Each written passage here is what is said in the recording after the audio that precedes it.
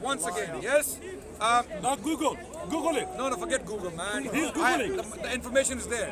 The title of the book, anyone with 2 brain cells would have known the title. The title of the book is Genocides.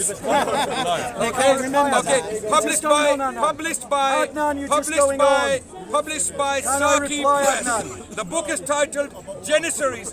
In that book, what do you read? Adnan, wait, can I reply? Wait, of course you can reply in your time. So, in your time. Adnan, Bob, I was he silent. quoted Caroline Finkel's book. Wait. I have it here. You can read it. Let me quote it. You can read it in your time. Bob, have you read it in your time? Have you read it? Read it in your own time. Let me quote Let me finish my response, then you can read it. On Genocides, what happened with the genocides? There was an order, a military order the Ottomans had within the army called the Devshirme order. It was called the Devshirme.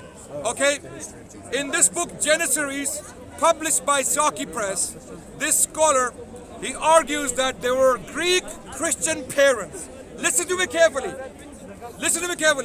Greek Christian parents were voluntarily. Be patient. Patience is the key. Your point, or Patience. I'm going to walk away. Okay, because wait, you want to do a monologue. I know it burns. This information burns. No, it isn't. You are sizzling. It's how I was actually trying to leave 5 minutes ago. Wait. No, imperialism was in power, right? He talked about slavery. It is in the Bible. Paul, and he's a Christian, I know, he's wearing a cross there. And he's got an idol on the cross. Problem with my cross? I do, yeah, I do. There you go. It's idol worship. Islamic supremacism. He has a problem with my cross. Can you shut up and talk? So, Islamic supremacism. He has Shut a up. problem with my cross. Shut up. Shut up, Man. Islamic supremacism. Shut up, idiot. Shut Can I up. continue? By the way, I'm not an Islamic supremacist. I am a coexistence supremacist. I want humans to coexist. I believe Islam as a faith and as a civilization had the most beautiful period of coexistence in human history. And the only other example we have in human history is modern West, where Muslims, Jews and Christians coexist harmoniously. That's beautiful. That's to be cherished. We as Muslims, we acknowledge virtue where it exists. And it is not because of Christianity where we have coexistence. It is because of liberalism. Liberalism and secularism is not necessarily Christian, right? Modern phenomenon called Western civilization and the coexistence we find therein is not because of Christianity. In fact, when we look at the Christian civilization, 19th century backwards, what we see is persecution, what we see is violence against the Jews and Muslims. The Jewish people were facing extinction. He will never comment on that. I wonder why. He will never talk about how Jews were driven out of Britain in the 13th century, and then from France, and then from Spain. Where were the Jews running to? Where were they going? North Africa, Muslim Middle East, Muslim Ottoman lands, and they flourished. They became the top businessmen. They became the top scholars, poets. The golden age of the House of Israel was in Al-Andalus. Again, I will quote another academic source. The history of Sephardic and Mizrahi Jewry. Who is the author? Zion Zohar, a Jewish scholar, on page 8 and 9. Page 8 and 9 of his book, he states that when the Muslims arrived in Spain, Al-Andalus, the Jews opened the gates of castles and fortresses to welcome the Muslims as liberators. Liberators from who? Liberty from who? From Christians who were governing Spain. Why were the Jews so happy about Muslim arrival? According to Zion Zohar, not a Muslim apologist. And up to this moment, I stand by my standard of not quoting one Muslim source. To support my arguments, not one Muslim source. I have been quoting non-stop academic Western scholarship and sources. Not one Muslim source. I will not quote a Muslim source because there are people out there and in here who will say Muslim apologists, biased, prejudiced. No, I will insist. And why are these Western academics praising Muslim civilization? Another book, very important book, although quite old, published in 1913. The book is titled Preaching of Islam, authored by Professor Thomas Walker Arnold. What's his name? Thomas Walker Arnold. Not a Muslim, a philosopher who taught at C.O.E, School of Oriental and African Studies. He published a book in 1913 called Preaching of Islam. Anyone who reads that book once in your lifetime will never walk away with the same conclusions ISIS and these Christian missionaries have on Islam. This is why I keep insisting that ISIS and Christian missionaries like Bob are brothers in one faith. What is their faith? They see darkness in Islam. They see hatred in Islam. They see division and unpleasant history in Islam. What we as Muslims and objective Christians and objective Jews see in Islam is 1,000 years of civilization where Jews and Christians coexisted. Now he mentioned, to make my final point, again I want to stick to academic sources. And amazingly, by the grace of Allah, all of these points he mentioned, or he made, I have something to offer in return as my rebuttal. And I will not speak from my mind, from my opinion. I will give you academic sources to go and consult. He mentioned Martyrs of Cordoba. Remember that? You remember that? Martyrs of Cordoba. Who were the Martyrs of Cordoba? Very good question. And why did he mention them as a case of persecution? Now, Muslims governed parts of Spain for over 7 centuries. And he came up with one case, Martyrs of Cordoba. Christians being persecuted by Muslims. And he cannot find any other case. And we will see if he brings something else up. And I still want him to answer my 2 questions. Martyrs of Cordoba, who were they? These were a bunch of extremist Christians who saw Christians in Spain converting to Islam in drives, in their thousands. Christians voluntarily converting to Islam in drives, to an extent that one of the sympathizers of Martyrs of Cordoba, called Paul Alvarez, writes in 850s in Cordoba that Christian youngsters are reading Muslim books. They are inspired by Muslim philosophy. They are reading the Arabic language, they are studying the Arabic, and they can form better poetry in Arabic than the Arabs can. And because of that, many of them are going to their faith because they are deeply inspired by Muslim philosophy, Muslim scholarship, Muslim civilization in general. So the point he was making was that Christian youngsters, they are being influenced by Islamic civilization and they are voluntarily accepting Islam. So the response was, I'm finishing right now, this is my last point. The response was Martyrs of Cordoba. Who are these people? They were a bunch of Christian extremists. What they would do is, they would go to the, you have to be patient because I was completely silent for all that time he was speaking. Now let me finish my last point and you can come back in. Martyrs of Cordoba were a group of people, Christian extremists or Christian ISIS, who got together in Spain and they said, how do we turn the tide of conversion of Christians? What do? We cannot possibly, convince these Christian youth or prevent them from becoming Muslims. What do? So they came up with an idea. The idea was to do something so severe, so hostile and so extreme that the Muslim state in Spain is forced to persecute us. And we will use that persecution to gain sympathy from Christians. And because of that extreme sympathy, Christians will stop becoming Muslims. So what was the idea? We will insult Muhammad in public places. We will go and insult Muhammad. We will curse Muhammad. So they started doing it.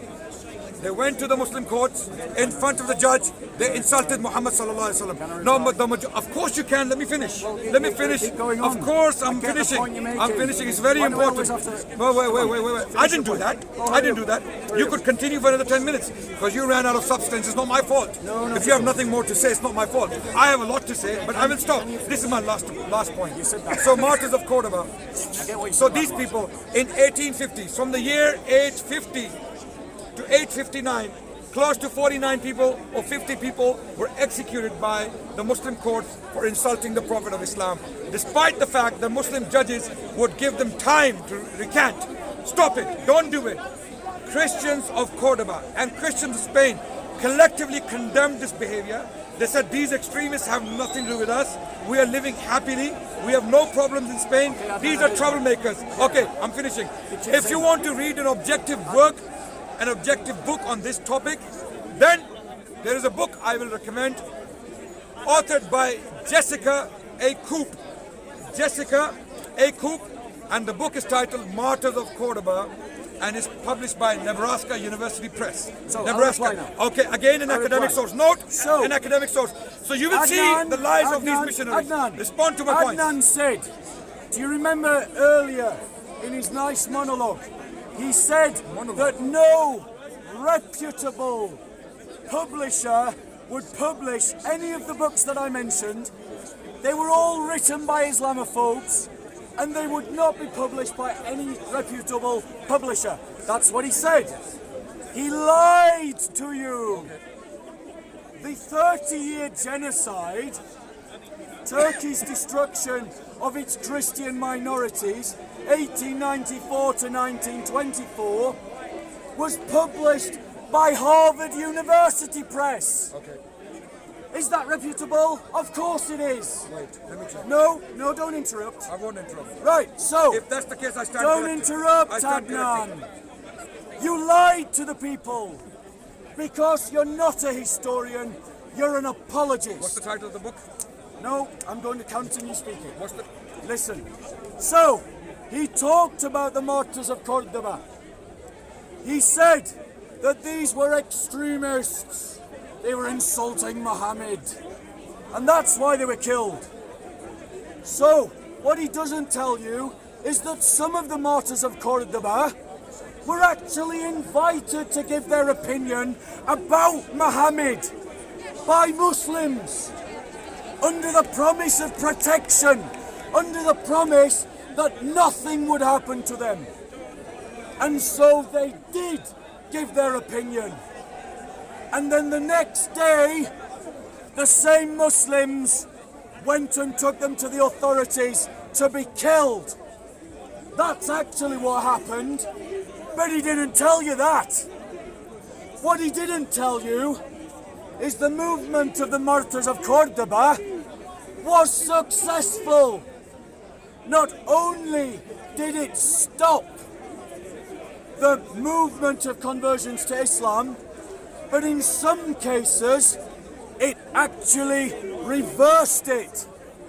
Some of the Martyrs of Cordoba were Christians who became Muslims, who were inspired by the Martyrs of Cordoba and became Christians again and were killed. But he didn't tell you that. And how was the Martyr of Cordoba stopped? This is what happened. The ruling authorities said to the bishops, you either stop this or we wipe out your entire population and we enslave you, every one of you, man, woman and child. That's what happened. But he didn't tell you that either. Repeat that, sorry? He didn't tell you that either. Repeat that, please. Stop interrupting, Adnan. Now, why didn't he tell you that? Because Adnan is not a historian. Adnan is an apologist. He wants to characterize anyone who tells a history that portrays Islam in an unfavorable light as an Islamophobe. The reality is, go and speak to the Spanish Christians about what they suffered in Spain. Here's some examples. If a Christian was killed, the blood money required for their death was half that required for the murder of a Muslim. Source. Furthermore, Source. the one I quoted earlier, stop interrupting. Read it. Stop interrupting, Adnan. Notice, now that he is stung by historical fact, he can't control himself. Suddenly, he has to interrupt because facts burn you, Adnan. Facts burn. Read. So, Read it. what happened? What happened Read it. was that Muslims, as they occupied and dominated the Iberian Peninsula, said that Christian men could not marry Muslim women, but Muslim men could marry Christian women. Is that fair treatment? No. It's still true today. Muslims still practice this, even now. Muslims commanded that churches could not ring their bells. If you think I'm lying, go away and do your research. Adnan is lying. Adnan is lying. Those, control yourself, Adnan. I'm not talking. Those that try to characterize the Martyrs of Cordoba as extremists, or those of us that simply tell the church's historical experience of being dominated by Islam as Islamophobes, are lying to you because they find the history embarrassing. If you watch this video again on Content Over Everything, all the way through, write down how many historical books I gave as my evidence. They're not all Islamophobes. He wants to characterize them as all Islamophobes. So every Greek historian, every Romanian historian, every Serbian historian, every Croatian historian, every Spanish historian, every Albanian Christian historian that portrays the Islamic Caliphate as unjust, unfair, cruel, savage, and a brutal occupying force, Adnan dismisses them all, winning it with an emotive phrase: Islamophobe. Why does he do that? Because his argument, he knows, fails when you go away and research it. So he's hoping to clinch the argument with emotions, not facts. He wants to slur me and those who simply talk about Christian history from a Christian perspective. Because in his supremacist worldview, this apologist for Islamic supremacism does not believe that Christians have the right to tell their own history. He thinks that anyone who does so is guilty of a thought crime because it's fashionable to portray critics of Islam in that way. Notice, I'm criticizing Islamic history. I'm not calling for prejudice against Muslims today. He can't show any evidence that I have. This is a debate about history. So why is he slurring anyone who disagrees with him as an Islamophobe? Because he knows when you look into it yourself, you'll realise I'm telling the truth and he is telling a lie. Now, let us be clear. The reason why I speak about this is simply because I believe as a Christian I have the right to speak about my own history from my own sources, written by my own people. If that makes me guilty of a thought crime, so be it. I don't care. I'm not going to be silenced by his motive, pejorative, emotional terms and insults. I am criticising the Islamic Caliphate. And if you think that I'm being unfair, compare the Ottoman Caliphate to ISIS. The Ottoman Caliphate invaded lands that were not their own. ISIS invaded lands that were not their own. The Ottoman Caliphate kidnapped Christian children. ISIS kidnapped Christian children. The Ottoman Caliphate enslaved people. ISIS enslaved people. The Ottoman Caliphate imposed the jizya on Christians. ISIS imposed the jizya on Christians. The Ottomans reduced Christians to the status of dhimmis. ISIS reduced Christians to the status of dhimmis. The Ottomans confiscated Christian property, like Constantinople's Hagia Sophia, having butchered every man, woman and child in the church on the day of its conquest. Something he said I had no evidence for. Go and look it up yourselves. ISIS went and confiscated Christian churches. The Ottoman Caliphate executed and threatened to execute anyone who left their version of Islam.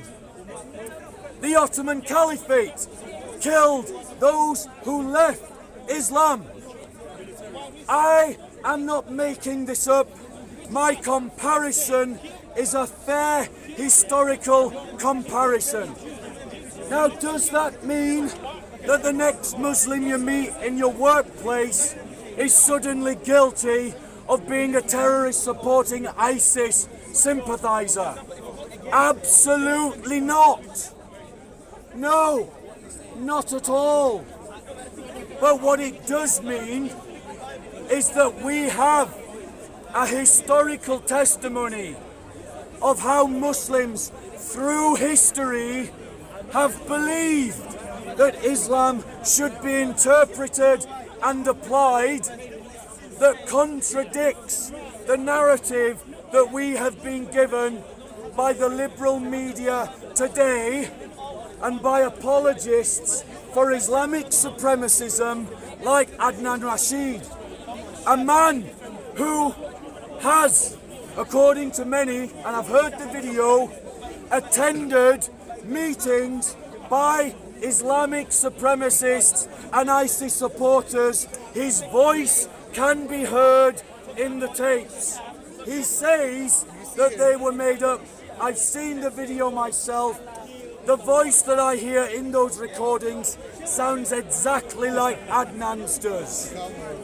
So, just be aware of what kind of apologist is making the argument today. Now, what should we do? We should tell the truth. That's all I'm asking for. Tell the truth and accept the reality that whether you look at the Caliphate in Spain or the Ottoman Caliphate, that Christians have suffered persecution at the hands of Sharia law and Muslims who apply Sharia law. It's not wrong of me to state that fact. It's not wrong of me to tell a history rooted in our own experience as a people. Adnan wants to villainize that because it tells an uncomfortable truth about Islam. And my question to all of you Muslims and to all of you liberals, if my facts make you feel uncomfortable, perhaps your conscience is telling you you need a better religion. Because over 1,000 years of Islamic history contradicts this apologist. You think I'm lying, Adnan? Go and speak, and I ask this of all of you. Go and speak to the Assyrian Christians. You can find them. Yes, go. Go. Quiet, Adnan. Go. Go and speak. Go, man. Adnan, be quiet. Go. Get lost, guys. Go. Go and speak to the Assyrian Christians. Don't read history, but go and speak to them. Yes, he doesn't want you to speak to them. I don't mind. Notice the interruptions. So, go and speak to them. Let them tell you their history. If I am lying, they'll tell you I'm lying. If I'm telling you the truth, they will be able to provide their own sources, their own material, and their own evidence. You can find Assyrian Christians in London. Go to their churches and talk to them. Go and speak to the Coptic Christians of Egypt. You can find their churches in London. Go and speak to them. You can find Greek Christians in London. Go to their churches and speak to them. If I am lying, they will surely tell you I am lying. But if, when you investigate, you find that I'm telling the truth, then see Adnan for what he is, an apologist for supremacism.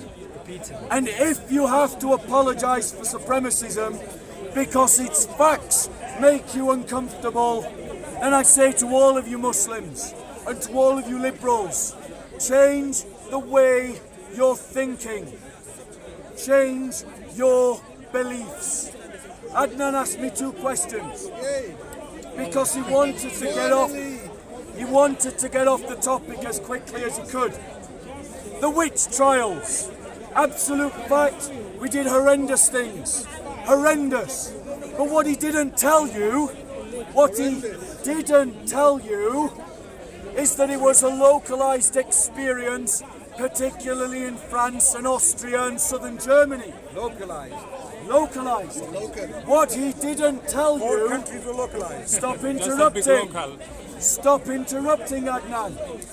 What he didn't tell you is that there was 0 phenomena of witch burning in Eastern Orthodox Christianity.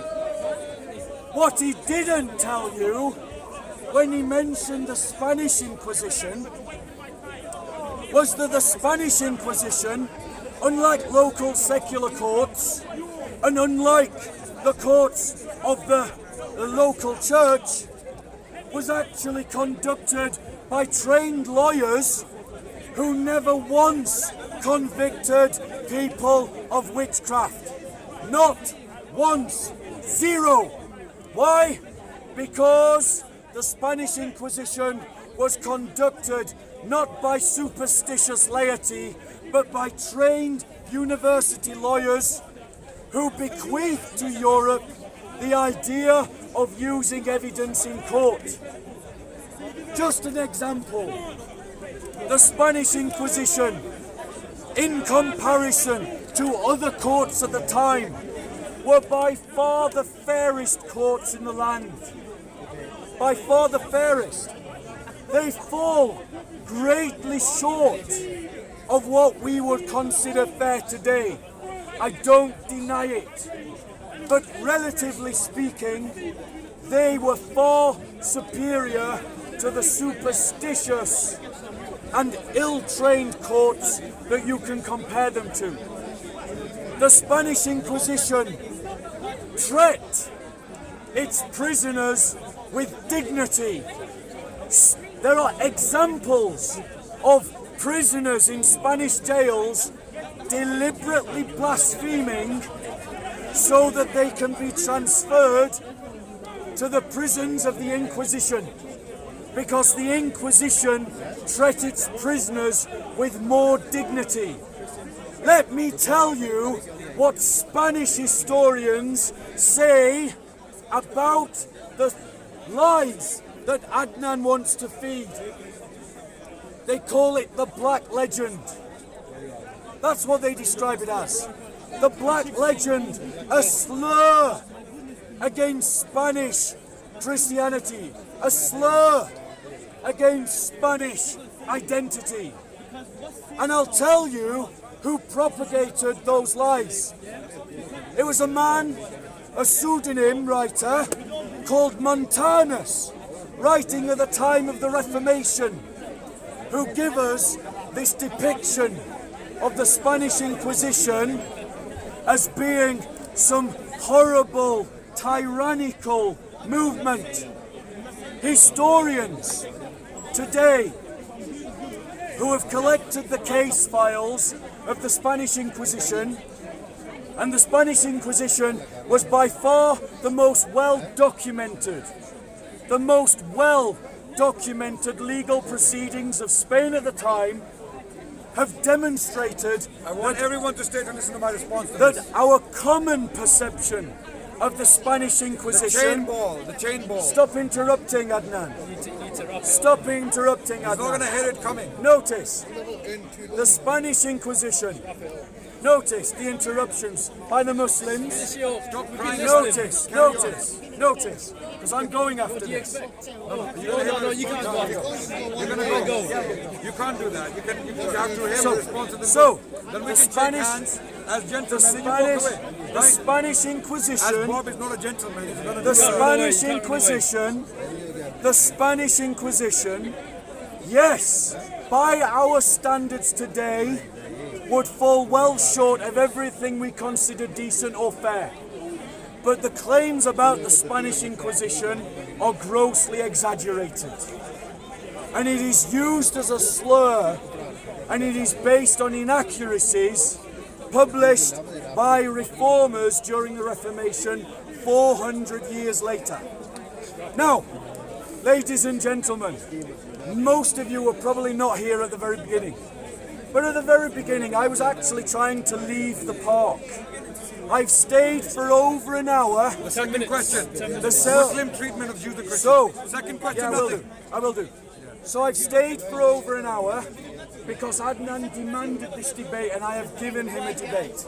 I'm going to answer his second question and then I am going to leave. Stay for 5 minutes and go. So, Stay for 5 minutes and go. I'll give you 5 minutes and then I'll go. So, in terms of did Muslims do good things to Christians when they ruled them? I can say hand on heart, absolutely it is a fact that they did. Accidentally? No, and deliberately so. Now, hold on 1 second. Hold 1 second. Stop interrupting. Notice the interruptions again. All the time. You've been speaking for 20 Notice the interruption. So, notice the interruption. Notice the interruption. That's why I don't want to. All the I don't want to waste time. time. So, the fact that good things were done, and I don't deny it, and that those good things were done deliberately, does not outweigh the grievous criminal acts done against Christians, also deliberately. The good Muslim, bad Muslim argument. It sounds good when you trip off the tongue. However, What happened to ISIS? 1400 years, ISIS, Ottoman. 1400 years, 1400 years of consistent Islamic practice demonstrate that Muslims have consistently believed that their discrimination and persecution of Christians is in some way Islamic, and it is not wrong for me to demonstrate that point or to speak about my history as a Christian. I am not an Islamophobe for saying so. I am simply a Christian talking about Christian history from a Christian perspective, and it isn't just me that's speaking, it is countless thousands and tens of thousands and millions of Christians who will tell you the same history, because their historians remember it, For very long. our churches remember it, and our culture remembers it in song and poem and writing and history. And story. What? So, Okay. 5 minutes I gave 5 minutes. Now, first of all, let me start with Bob's methodology in research. Right? Every time he makes a point, he goes, "Go and talk to the Armenians. Go and talk to the Greeks. Go and talk to the Germans. Yes, do Go and so. talk to the English." Don't speak I to can them. say the Don't same thing. If I want to make an argument, if I came back and every time I made a point, I would say, "Go and talk to the Moroccans. Go and talk to the Algerians. Go and Moroccans are talk to loud. the Egyptians, Libyans, Tunisians, Pakistanis, Saudis, Yemenis. Likewise, Brother, it's a debate. So the point, next point Bob made was, if you want to hear about, brother, you're the drink, right? We talk about Libya and Okay. It's not, brother. Just press on. Just press on. Right, thank you. Okay. So if every time I made a point, instead of quoting academic sources, if I said to you, go and talk to Moroccans, Algerians, and all the way up to Bangladesh, go and talk to every single one of them if you want to understand history. How would the peasants or mechanics or engineers or even businessmen, how will they tell you about history? History is the work of historians. They will tell you history, okay? And sometimes the masses can be misled, like what's happening in India. The Hindutva, extremist Hindu right-wing government has effectively brainwashed the masses in India. And historians are screaming. From the US, there is a historian called Audrey Trush, again, a non-Muslim American historian. She's screaming, and she's one of the most hated persons in India. You know what? She's directly challenging the Indian government and their narrative on the history of India or the Muslim history of India. She's challenging them that you are lying to the masses. So it is very possible for the masses to be brainwashed, like what's happening to the Americans. American masses have been brainwashed. So he wants you to go and talk to the masses, not historians. I want you to go and talk to historians. Now I stand corrected that the source he quoted on the genocide was indeed published by Harvard University. I have the credibility and integrity to come back and say I stand corrected, right? But what he doesn't tell you, when you read the description of the book, it talks about the genocidal policy of the Turkish government from the period of Sultan Abdul Hamid II, moving on to the Young Turks, when it intensified. Genocide actually intensified during the Young Turks. Young Turks were But it started with the Sultan. Wait. But it started with the Sultan. No interruption. The Young Turks were a secular, Practice what you preach, guys. anti-Islamicizing group of youngsters who came to power, okay, and they were also called Domne, okay, Domne. This group was called Domne. They were secular Turks who were against Islam and Islamic ruling of the Ottoman Empire. They were the ones who intensified the genocide. If they were directly responsible. Look. Of the Common decency. I was completely silent. I was telling people to be silent. So, Bernard Lewis, on the other hand, I mentioned earlier, disagrees.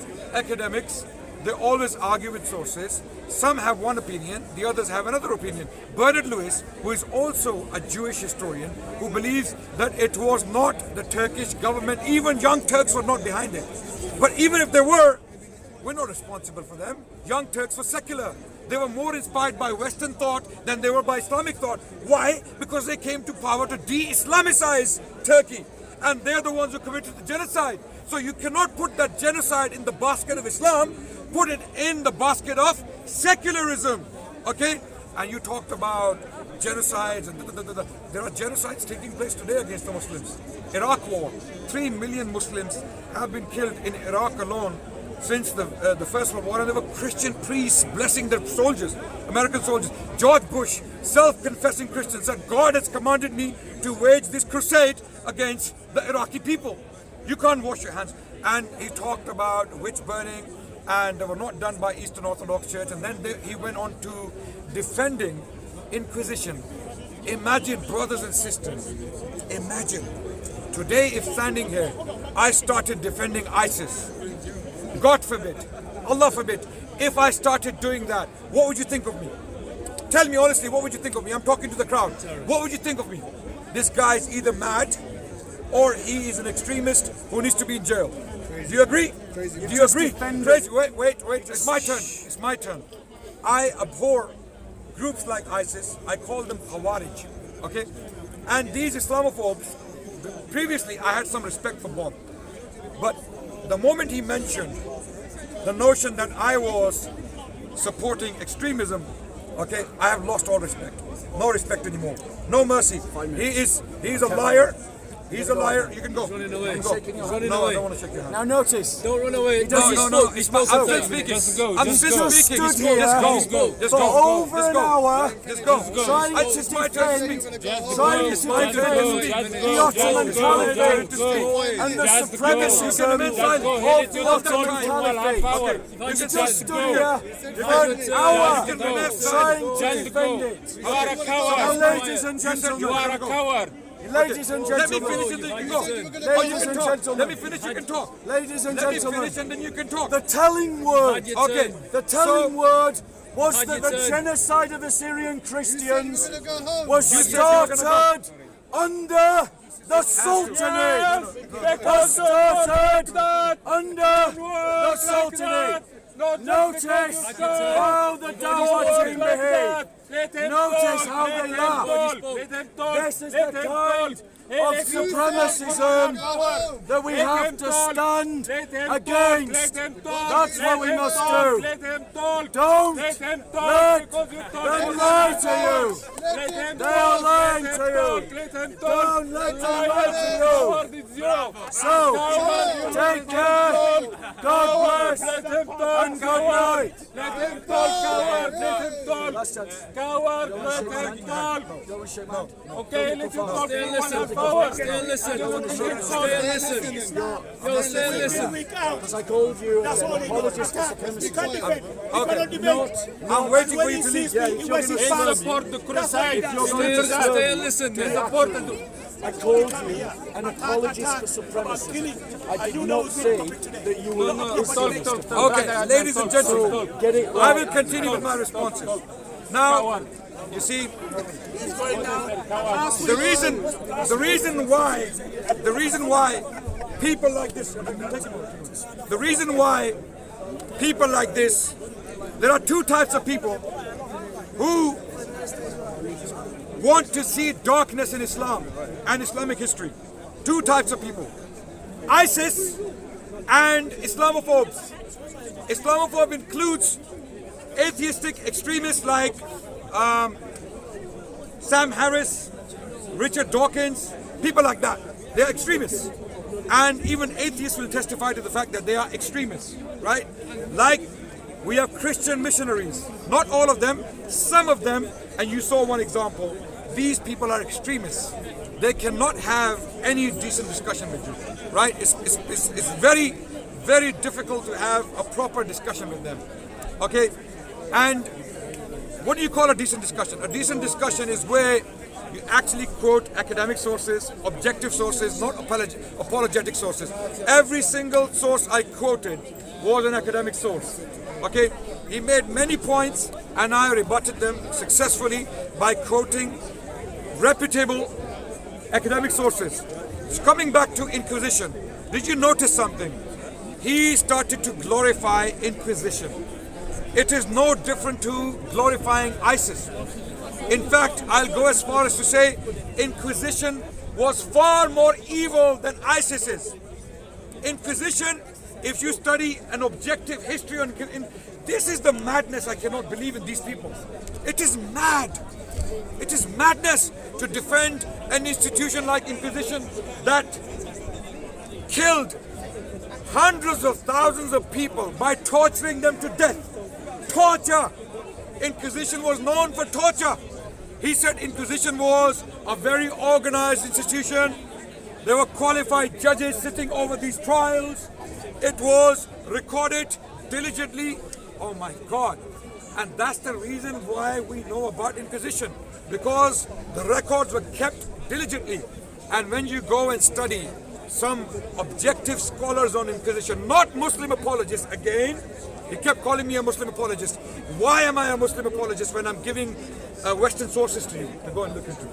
If I said go and study Ibn Kathir, go and study Muhammad Ali al-Sallabi, or go and study Adnan Rashid, then I would be an apologist, no doubt.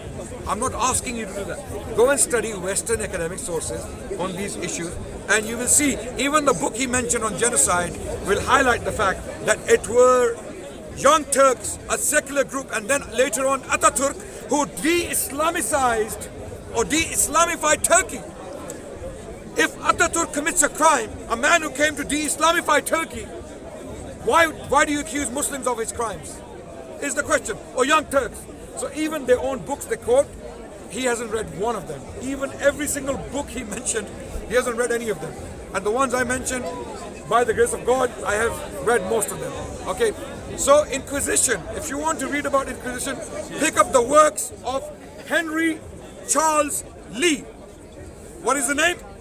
Henry Charles Lee, who is an authority on Inquisition. In his works, he discusses what happened to the Muslims after the Catholic monarchs came to power, what Inquisition did to Moriscos. Moriscos were remaining Muslims after the Catholic takeover of Spain. He talks about the doings of Inquisition in Spanish dependencies, and he talks about Inquisition in general. He got the documents from Europe, he was in America, he wrote this history, and that was the achievement of his life. Henry Charles Lee, an authority on Inquisition. When you read his works, and after you listen to people like Bob, you will have two thoughts in mind. Either Bob is no different to ISIS, people we abhor, okay, or he's mad, he's mad, or he's mad. You cannot possibly in your right mind defend Inquisition. It was Inquisition that burnt William Tyndale at stake. You know, William Tyndale was one of the first translators of the Bible into the English language. You know, again, he kept saying, if you don't believe me, go and check. Go and check what? Go and check what? He kept saying, go and speak to this people or that people. That means you have nothing to say. You have no substance. You have no sources to back your opinions. So, Henry Charles Lee is the man to read on Inquisition, and you will see what I'm talking about. Okay? So, the final point before I came to this was, there was a final point I was mentioning. Forgot. Yes, William Tyndale. Who was William Tyndale? William Tyndale was a man who translated the New Testament from Greek into English in the time of Henry VIII, the Tudor king who governed Britain. And he was on the run. Why? What was his crime? He translated the Bible into English language, the New Testament in particular. Who caught up with him? The Inquisition. They caught up with him. He was caught, and then he was burnt alive at stake with his translations. They threw his translations into the fire to burn him. There are many examples, hundreds of examples where Inquisition was responsible for burning people alive. This guy either witches as well. Okay, but I'm talking about heretics. Inquisition was particularly known for burning heretics alive. And who were the heretics? People like William Tyndale, a scholar. He was a scholar par excellence. He was burned at stake. People like Michael Servetus, who wrote a book in 1553, he was burnt alive in Geneva. Not directly by Inquisition, but Inquisition was looking for him. He was burnt by John Calvin in Geneva. So the list goes on and on and on. The final point I want to make before I finish is that some of these Christian missionaries, some, not all, I have met lovely Christians around the world, loving people. I've been to their homes. I went to the US. I had a debate with James White, and I met lovely Christians. They came, they shook my hands, they appreciated what I did. They were very, very compassionate people. They are not represented by these people like Bob and other Islamophobes you see in the park. They are just like those so-called Martyrs of Cordoba. These people are extremists. And all they want to do is spread hate against Muslims. That's all the job is. They will not come and preach the gospel. They will not talk about the love of Christianity, the compassion of Christianity. They will talk about hatred against Islam. Okay? And then say, oh, no, we don't want to spread hatred against Muslims. But how can you spread hate against the seed and not hate the fruit? How is it possible to break the seed from the fruit? You cannot hate the seed or a tree and not hate the fruit. That's not possible. So you make people hate Islam, okay, unjustly, okay, in a way that's biased and prejudiced, and then the outcome is hatred against Muslims. And that's when attacks like Christchurch attack and other attacks take place. So thank you very much for listening to me.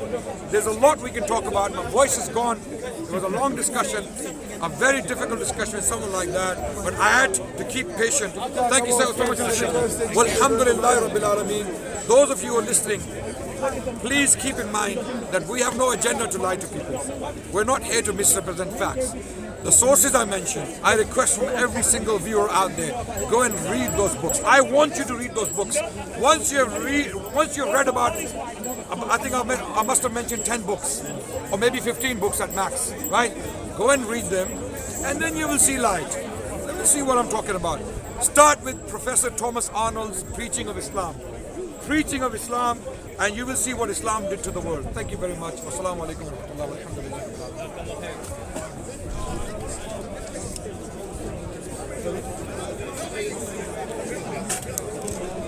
You happy? Happy now. Are you happy? You're shouting that book? He just sent a text saying,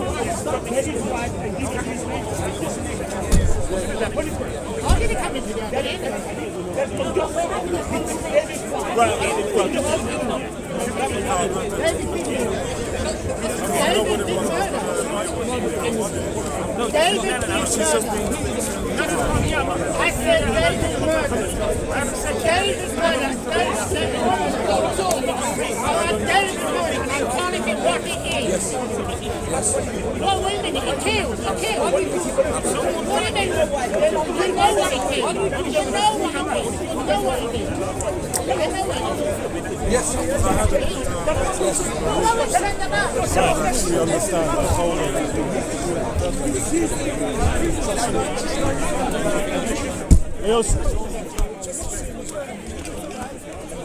I was going to talk to you anyway, you know.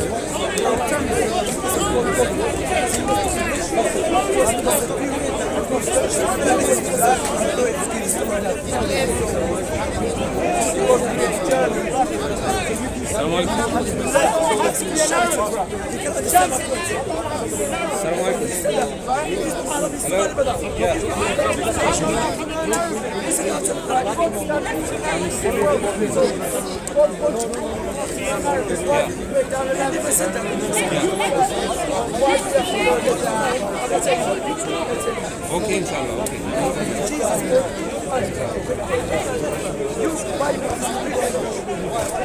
Hey yo, hey, let me in, fam. Sorry. Hey, listen. They just told me don't bother recording, so waste of battery. Yeah, who said that? Shamsi? Yeah, but That's what Shamsi says, and then you're gonna go and talk for like 10 minutes or Shamsi something. told me he said that. I know, fam. I'm gonna come on the other side. I set my light up here, man. I'm just muscling me out of my own life, fam. Oh, go on. Let me go around the other side, man. I know. He's on a hype thing still. He ain't got no discipline. But Shamsi checked him though, man. He went back in line, you get me?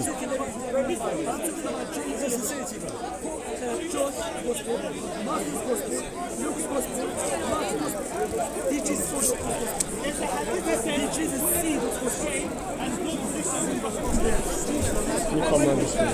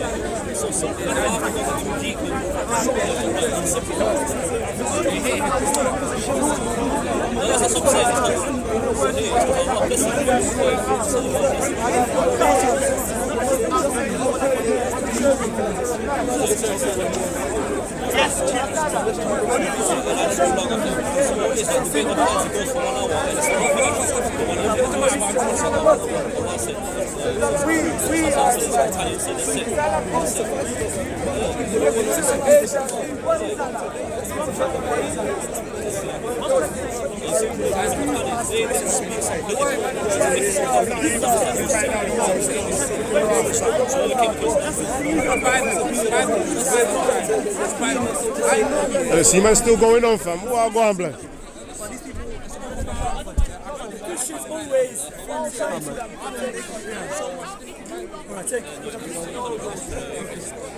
the Christians always, Allah has no spirit, Allah has no matter. These people don't know what their God is. They don't know if it's a man, female, male, female.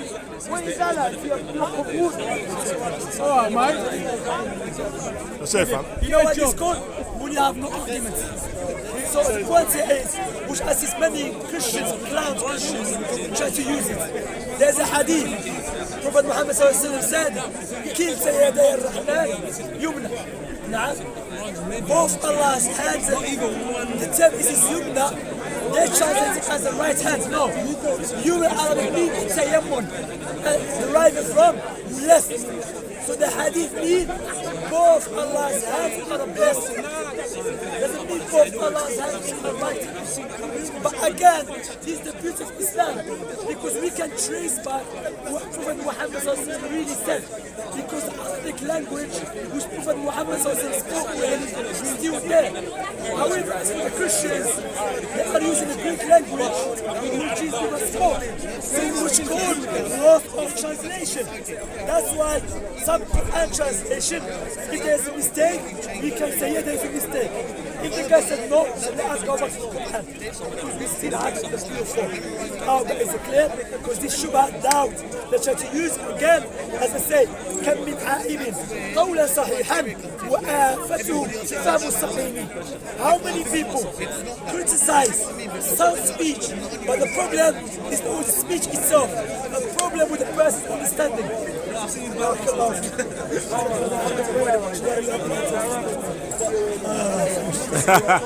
We said the next one. The next one. Me's bad. Okay. Yo, Shamsi, go on then. Go on the left one. Me not talk about Africa, you know. Me talk about a Cuban land. A cable land. Yeah. Okay, yeah, I know that. So I go deeper. Okay.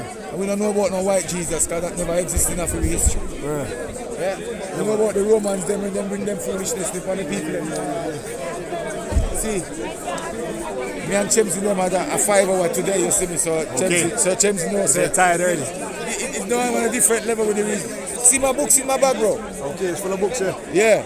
You see when I'm dealing with religion, I don't want to hear about Muhammad have wife and this picnic thing. I'm not interested in it. Let's talk about religion, righteousness, you see, because that's what we're supposed to be talking about, not true? We care if man want to marry 6-year-old, 7-year-old, that's up to their culture. You can't fight against them on their culture. Black man now do them things there. You see? Alright, so these are the different things, so we don't feel reason about that, because that's not about God, you see?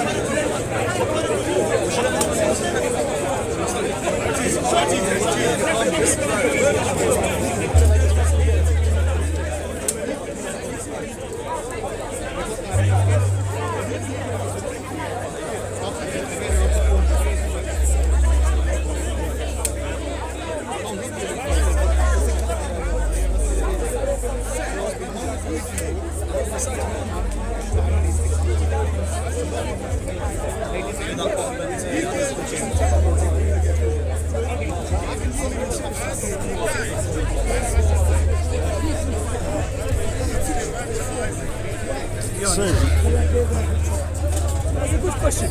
That's what I was saying, my brothers there. I was telling them, let us study the biographies and the stories of the prophets. When you study the stories of the prophets and messengers, you can see clearly the solution how to deal with the tyrants and with the leaders who are oppressors by what Moses did. Musa ﷺ called Pharaoh to Islam. Moses rejected. Pharaoh rejected. Moses did what? He said, okay, I did my duty. What is my duty? وَمَا عَلَى الرَّسُولِ إِلَّا الْبَلَاغُ الْمُبِينُ. What is upon the messenger? To convey the message. He turned away from Pharaoh. He started focusing on the Israelites. Who are the Israelites? Those who Pharaoh used to kill their children, sons, and they used to keep the daughters alive.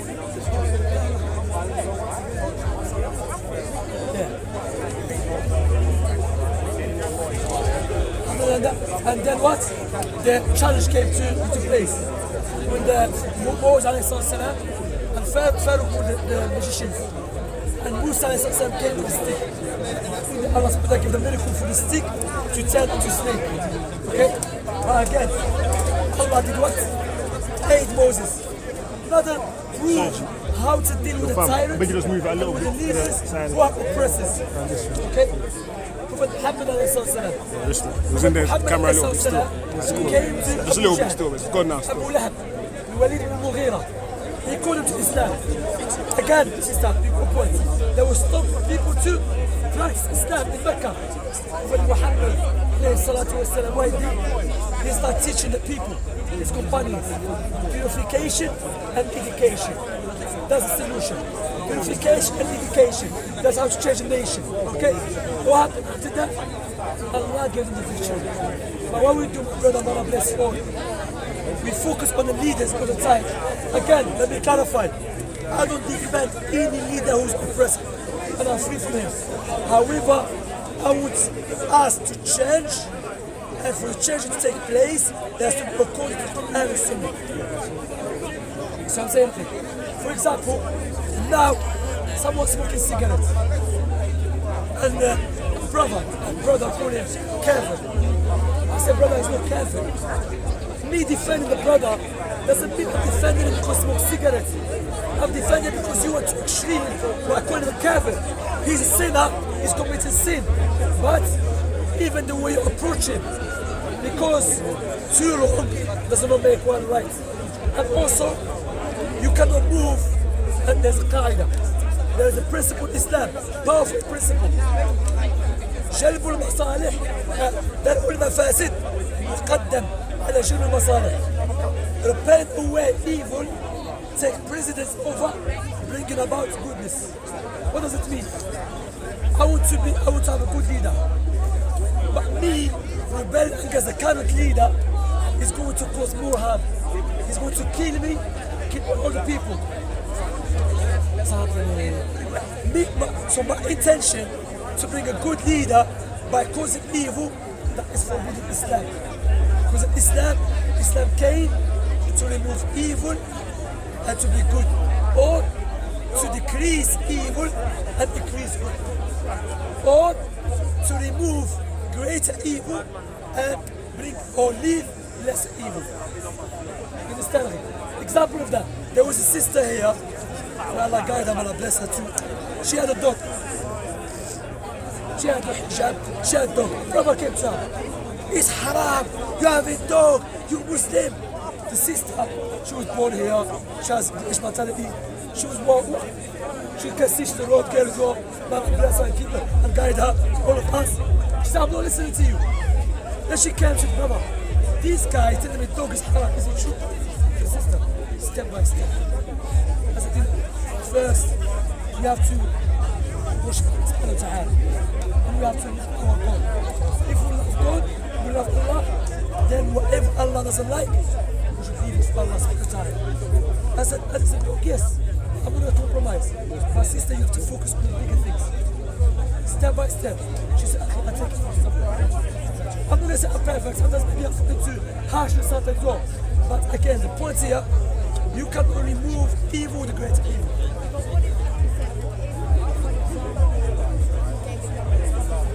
As I said.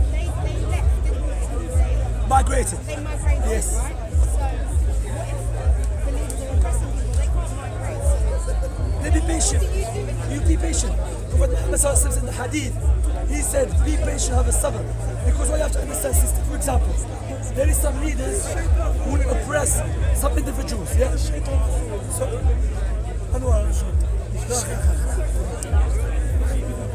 So those individuals, listen to the sister, those individuals, leaders oppressing them. However, the oppression is not going widespread. But now those individuals say, you know what, let's fight against him. Let us bring people to fight against him. Now what happened? The leader will be fighting against everyone. So oppression will become greater. Evil will become greater. So those guys, remember, we believe in the Qiyamah, Day of Judgment. We believe that, as Allah subhanahu wa ta'ala said, ما يأفل من قول إلا لديه إيش رقيب عتيد.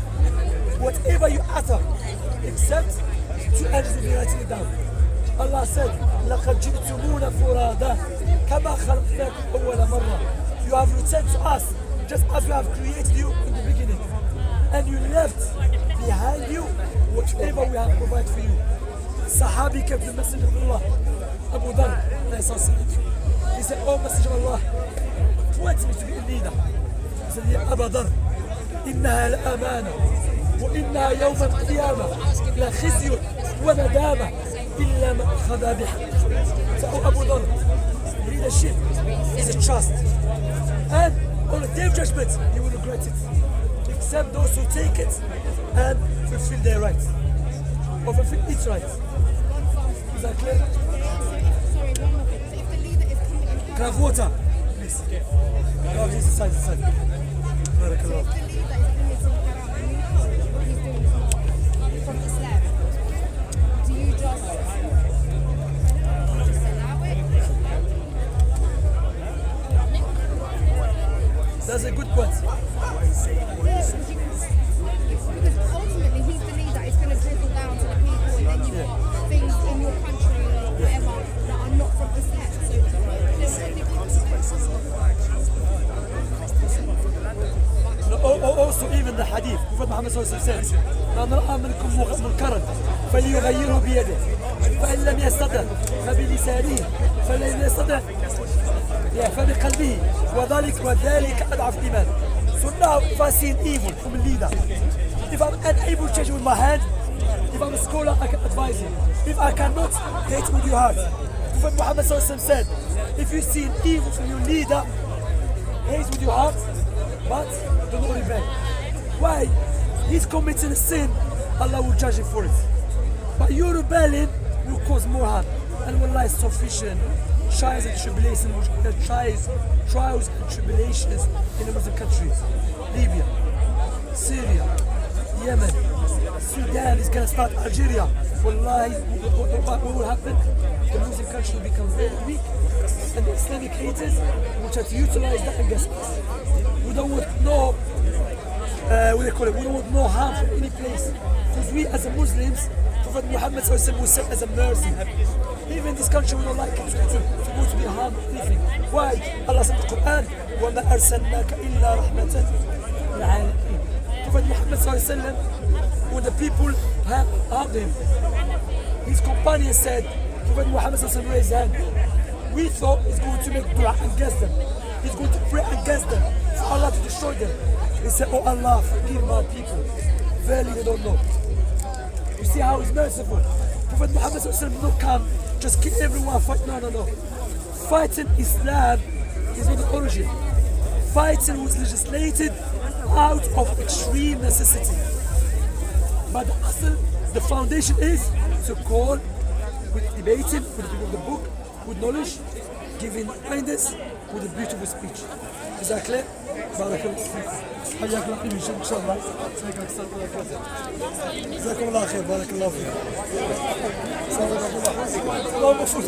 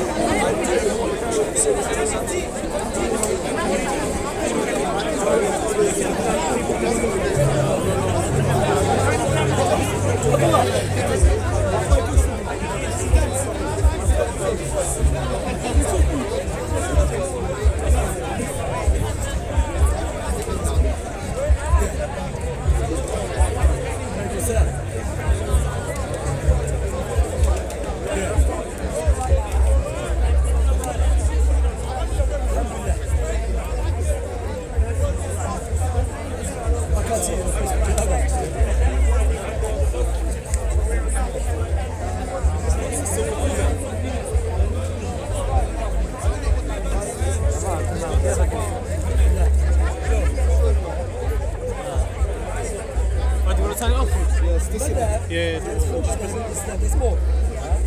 Oh, what's it called? Basically, what I was doing is just changing from one set to another. Oh, yeah, it's fine. Where's Leo?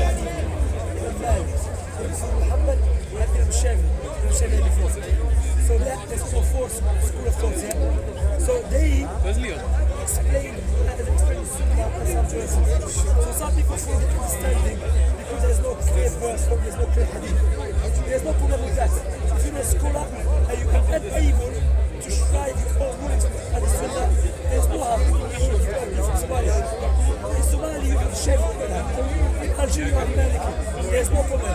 However, the problem is when someone legally hadith that got against Shafi'i's statement, you say, look, I'm Shafi'i, I have to follow Shafi'i. No, there's not. You have to follow the Shafi'i, Imam Malik, Muhammad, Abu Hanifa. All of them said, if my statement got against Prophet Muhammad's statement, then follow Prophet Muhammad's hadith. Okay?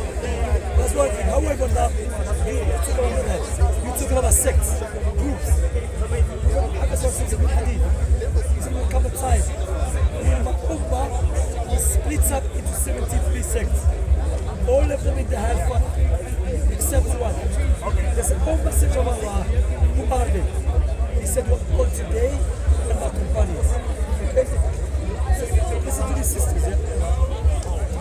Prophet Muhammad ﷺ, he had told us a disease. What is a disease? Disease is splitting.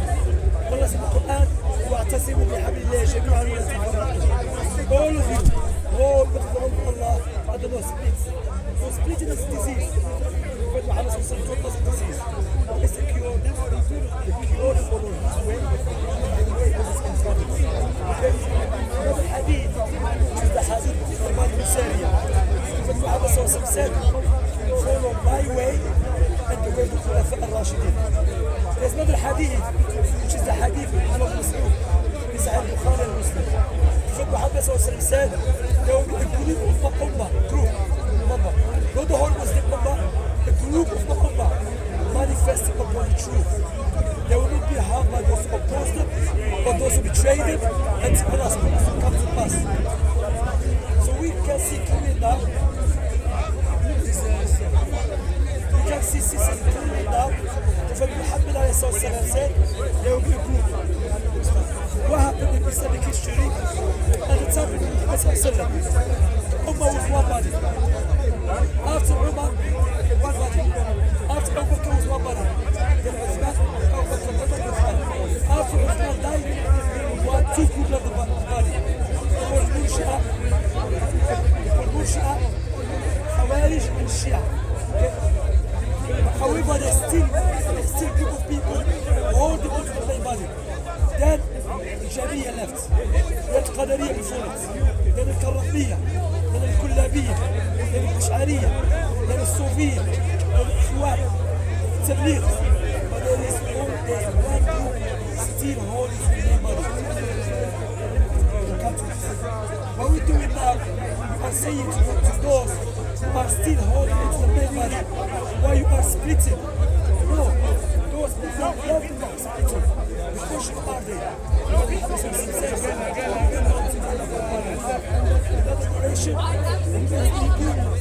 generation,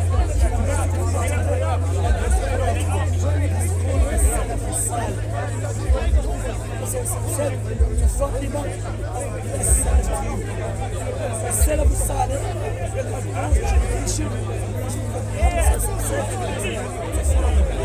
So what we say, I follow the Quran and the Sunnah and the Sahaba and the Tabi'in. It's about Tabi'in. To summarize it, Mas'ab al-Salaf. Meaning, I follow the way of the Salaf. For example, those in Al-Somal, Somal is a country. We say, Ana Somalia. And yet, when you nisbah, you attribute yourself to the country. Likewise, if you attribute yourself to say, Salaf Salih, is Salaf. Is that clear? But now, many people claim to be Salafi. How can we know? The Sunnah or the Salaf. And you just claim it.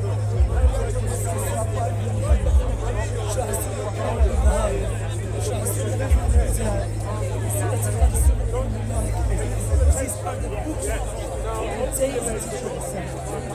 Is that clear?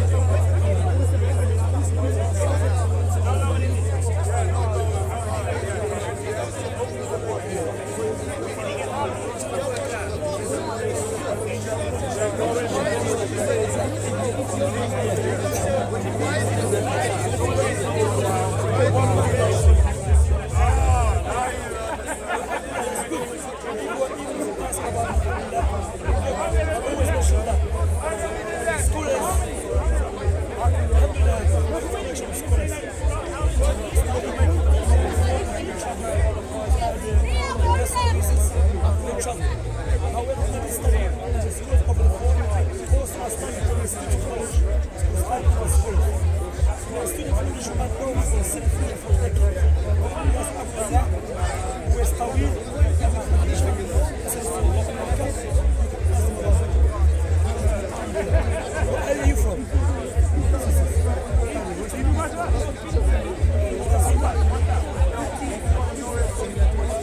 MashaAllah, that's Sunnah, which is Sunnah, because it's Sunnah. Alhamdulillah, we have classes, you can come and tell Thursday, 6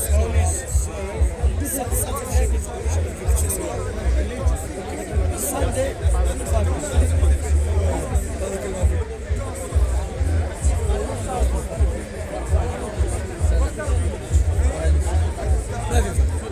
هو اسم واحد، اسم الجماعة واحدة.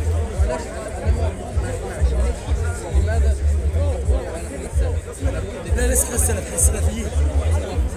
نحن أهل السنة والجماعة. نحن أهل الحديث والأثر. الله قال قوم الليل. الله لقى في القرآن يا أيها المزمل قم الليل إلا قليلا. ما يستطيع أهل السنة مثلا عندنا اسمه القرآن، اسمه الذكر، واسمه الشفاء، لكن الرقية، لكن هذه أسماء لكتاب واحد. أهل السنة والجماعة، أهل الحديث والأثر السلفيون اسم لمسمى واحد، لأن النبي صلى الله عليه وسلم ذكر أسماء. مين تفرق في حاجة؟ تقول أنا سلفي؟ لا أنا سني. لا النبي صلى الله عليه وسلم النبي صلى الله عليه وسلم قال ستفترق أمتي على 73 فرقة كلها في النار. واحدة هذيك هي ديالكم. لا ديالي ولا ديالك. النبي صلى الله عليه وسلم قالها مثل ما أنا عليه اليوم وأصحابي. ولكن أنت كتظن هي ديالي. أنا تبعها، ماشي ديالي أنا. أنا تبعها. كتبعها. أنت تبعها كذلك. أهل السنة ما كتبعهاش. بتبع أهل السنة. ما بكفيش فرق. أهل السنة والسلفي هي أسماء لشيء واحد. الشخص يقول أنا أؤمن بالقرآن. ما فويس كورما شمس الدين. عندك اسم واحد ياك؟ يعني أتكلم اسمه. ولكن اسم ثلاثة الشمسي الكنية ديالو غتزيد عاوتاني الكنية ديالو. شمس الدين أبو عائشة. نفس الواحد ولكن ثلاثة ديال الأسماء. اسمها هذه كل ما كان اسمك اسمها هذه explain. Basically what it's saying is that أهل السنة والجماعة السلفيين it's the same thing. أهل السنة والجماعة أهل السنة those who follow the Sunnah and Jama'ah those who they follow which is what Ahl Sunnah because the Sunnah is to follow so it's the same thing. For example, al-Muslimin are al-Muttaqin wal-Muslimin. They're not two different people. It's just different sifats. هذه الصفات اللي فيها صفات منين انت مغربي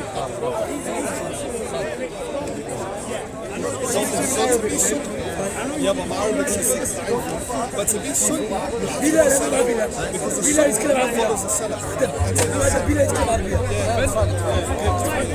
and to be Salafi because a Salafi follows the Sunnah. It's just two different characteristics.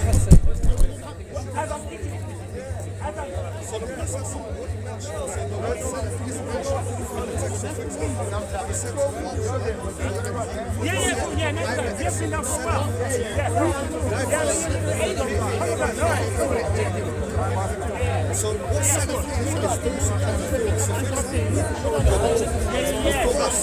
So for example, your grandfather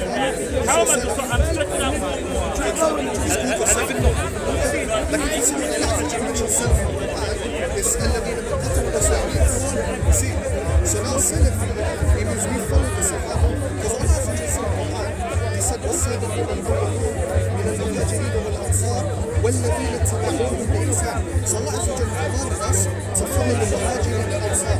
But I wouldn't go on the street and say I'm muhajirin and ansar because it's not. Because it's muhajirin and ansar are all Salaf. See, so Allah Azza wa Jalla commanded us to be Salafi. Salafi, to be Salafi. Because it's Salafi. Big words. Why? Do you separate what? Explain.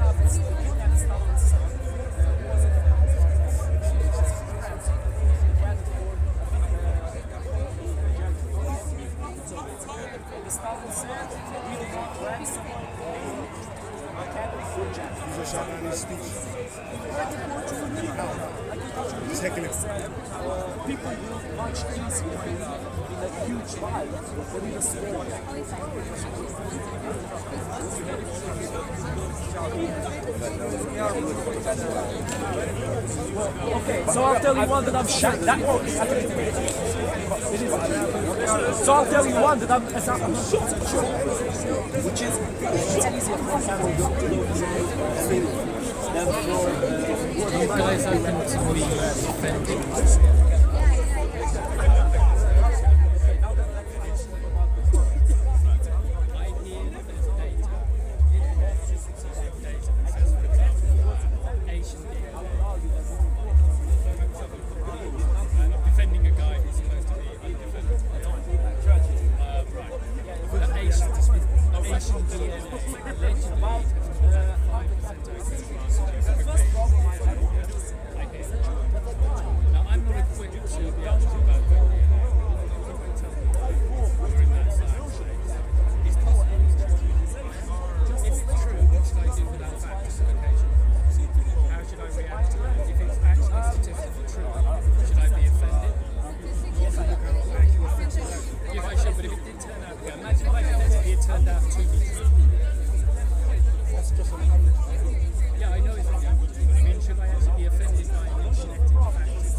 Should I accept this genetic fact?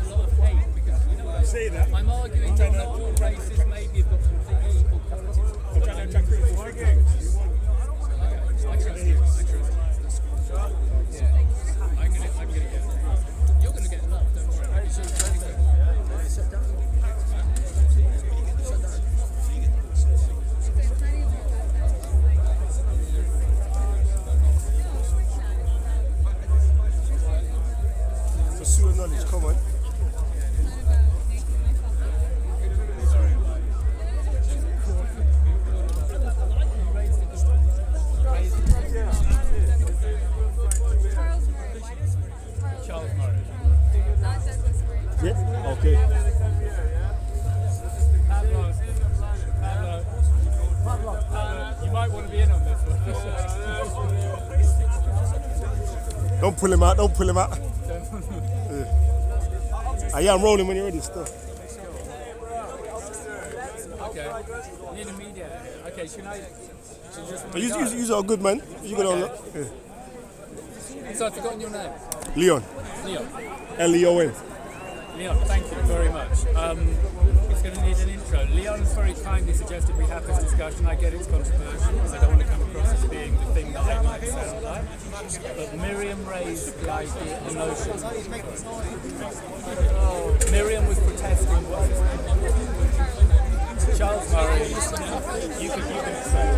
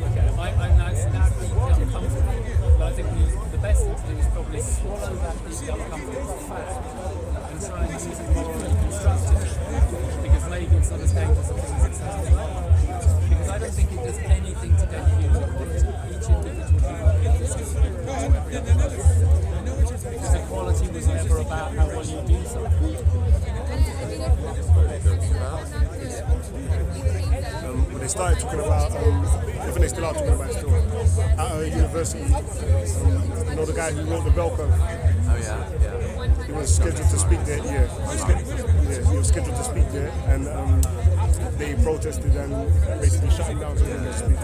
So now they're discussing. He's saying if what he's saying is true, as uncomfortable as it may sound, we should accept it if it's the truth, innit? So I think that's where they're at right now. I know she's a Muslim. You don't have to be she's a secular.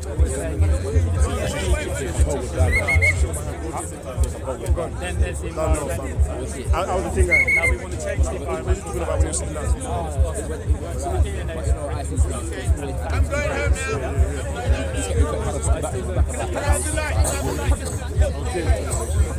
Okay. They're talking about the bell curve still.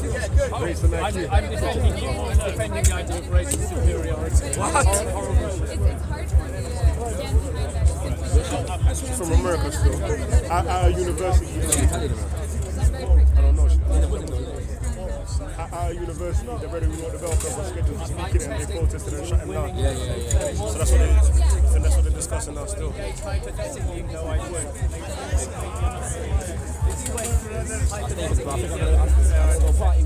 I like it. But go over there. I'm going to come over here though. No, I'm joking. I can't be seen around to be right. Having a good time. I missed High Code today and I heard he was binding up the thing where Yeah. High Code was binding up the picture. Yeah, I'm going to watch it. It's going to be on my channel about it. Okay. I didn't even know you had a channel. Oh, you mean Facebook? Okay. I should be able to. Always good, yeah. Did you see the video that we made when we had an interview some of them? Nah, I saw it today. I'm gonna watch it when I get it.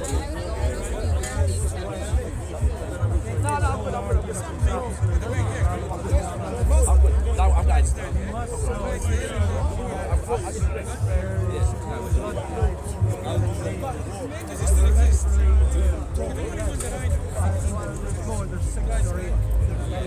More like that. Yeah. Okay, you've been told there's A, there's B, there's A, B, there's O. All plus and minuses. Yes. Now, have you ever asked a question about the minus blood type? We say drug process. The minus blood type. You know that the difference between the minus blood type and the positive type are totally incompatible. Person got Sometimes. negative. Sometimes. Not always. Reaches are all negative. People No, let me finish. Races Hold on. We started a very specific discussion, a very specific point. Okay. This guy asked too. You've just moved on to. No. Some blood types can receive blood from all the other types. Like I am AB plus, I can receive blood from anyone. Yes, so you can receive blood from an A or a B. Anyone. And minus too. Yeah, minus can donate blood for the plus. We saying if they're taking over the conversation. It's not they. Negative. Our friend here seems to. Let's go back to the conversation. What was it about? The conversation is about if it turns out that different DNA gives different races different advantages and disadvantages, is that something we should take on the chin, work with, or something we should be so terrified of that we don't accept as a fact? Does that make sense? And I'm using Asians having 5% higher IQ than Caucasians as being an example. Now, I'm willing to live with that fact. I don't see it as a massive moral challenge to my equality with another Asian person. You?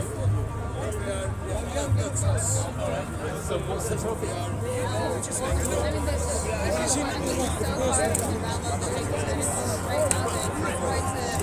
I'm giving the example of every race is so physically different. That's so not hypothetical. Black people are incredibly good at sprinting. No, not necessarily. Okay. Now we're going into sub-races. If you go into sub-races, into blacks, sub-races of whites, sub-races of different Orientals, blah blah blah. Because black people got heavier bone power, which is when you want whiter. And because the people who win in the Olympics, absolutely at the end of the bone curve. The generalisation really plays out there at the end. Yeah, I like how we give the Olympics because it's a good example. How different races are sometimes excel at different things. It is true. Well, the intellect, let's agree on the physical first, and if you can buy the physical. Okay, once you buy the physical,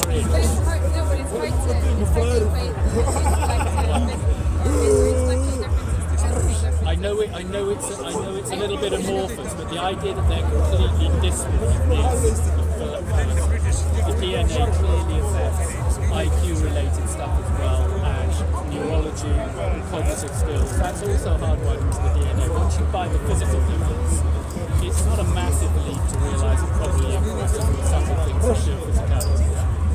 So I'm not convinced by the idea that you can't imagine in any way, shape or form men and women.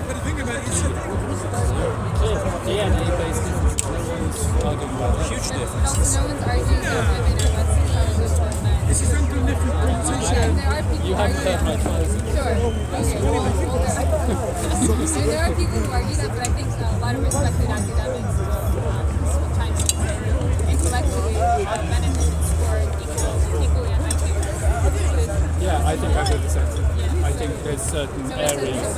So people wouldn't make that distinction between men and women, so I don't see why you're bringing that conversation into race. Because although we may be similar in IQ, and I hear we are, clearly physiologically, and in terms of emotional temperament, we may have certain different... Doesn't that go against your point about making the jump between your DNA impacting your physical body versus your intellectual? I think your DNA affects every aspect of your persona in conjunction with your environment. And yet men and women also have such different DNAs, but they score equal and intellectual tests. Yeah. So it doesn't... No, our DNA is incredibly similar. Male and female DNA. Okay. Let's speak about the intellectual comparison of man and women. In terms of, it's walking on eggshells at this point. This is a very, very controversial thing, and I really don't want men and women to be at war each other. Who's more intelligent? I'm more intelligent. I'm more intelligent. No, but a war between men and women is even worse than a war between races. It's even. Yeah, no, but it's even worse because imagine there's a war with races and one race beats all the others and becomes the only race. Humanity still exists. It's terrible. It's horrible. Humanity still exists. If there is a war between men and women, humanity doesn't exist. It's as easy as that. It's as easy as that. We just disappear if men and women fight each other. May I ask a question? How come if you take monkeys, apes, all the higher primates, you take dogs, cats, all the mammals, they're all racist positive. It's only the racist positive. Racist positive flood types. Racist positive flood types. But why is it in the human race 35,000 or 40,000 years ago, suddenly a blood type comes in that's not is rhesus negative? It doesn't have the rhesus positive factor. Evolution. You think it's evolution? Well, that's how evolution works. New shit comes into being through mutation. How come they're totally incompatible? They can't breed with each other. Rhesus negative, you can't crossbreed them with rhesus positive. If the mother is rhesus negative, she'll abort the fetus. Probably not the first time, but the second, third humans time. And cats and They've got dogs. antibodies against it. You're totally off the topic of the conversation we're having here. Yeah, but this is, I am, yes. But this is something needs to be taken. Whether it's rhesus positive or negative, okay. the child doesn't If you're die. talking about the human race, we're not. If you're talking about genetics and the human race, everything you're saying is fine if you just apply it to rhesus positive people. But if you apply it to rhesus negative are totally different. In my opinion, they're different species of human.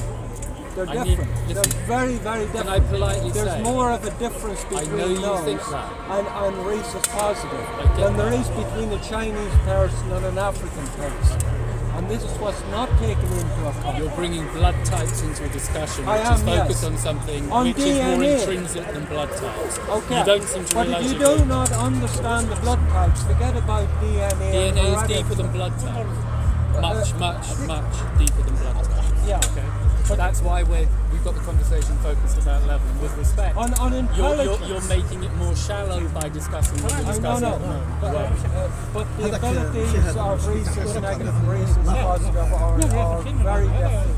I'm not saying they're not, but that you're off topic for the conversation. Okay. And actually, I just thought I'd throw it in. Thank you. Appreciate the throw. Yeah. To be honest, it was Miriam's and it's sort of mutated, partially my fault. Sorry.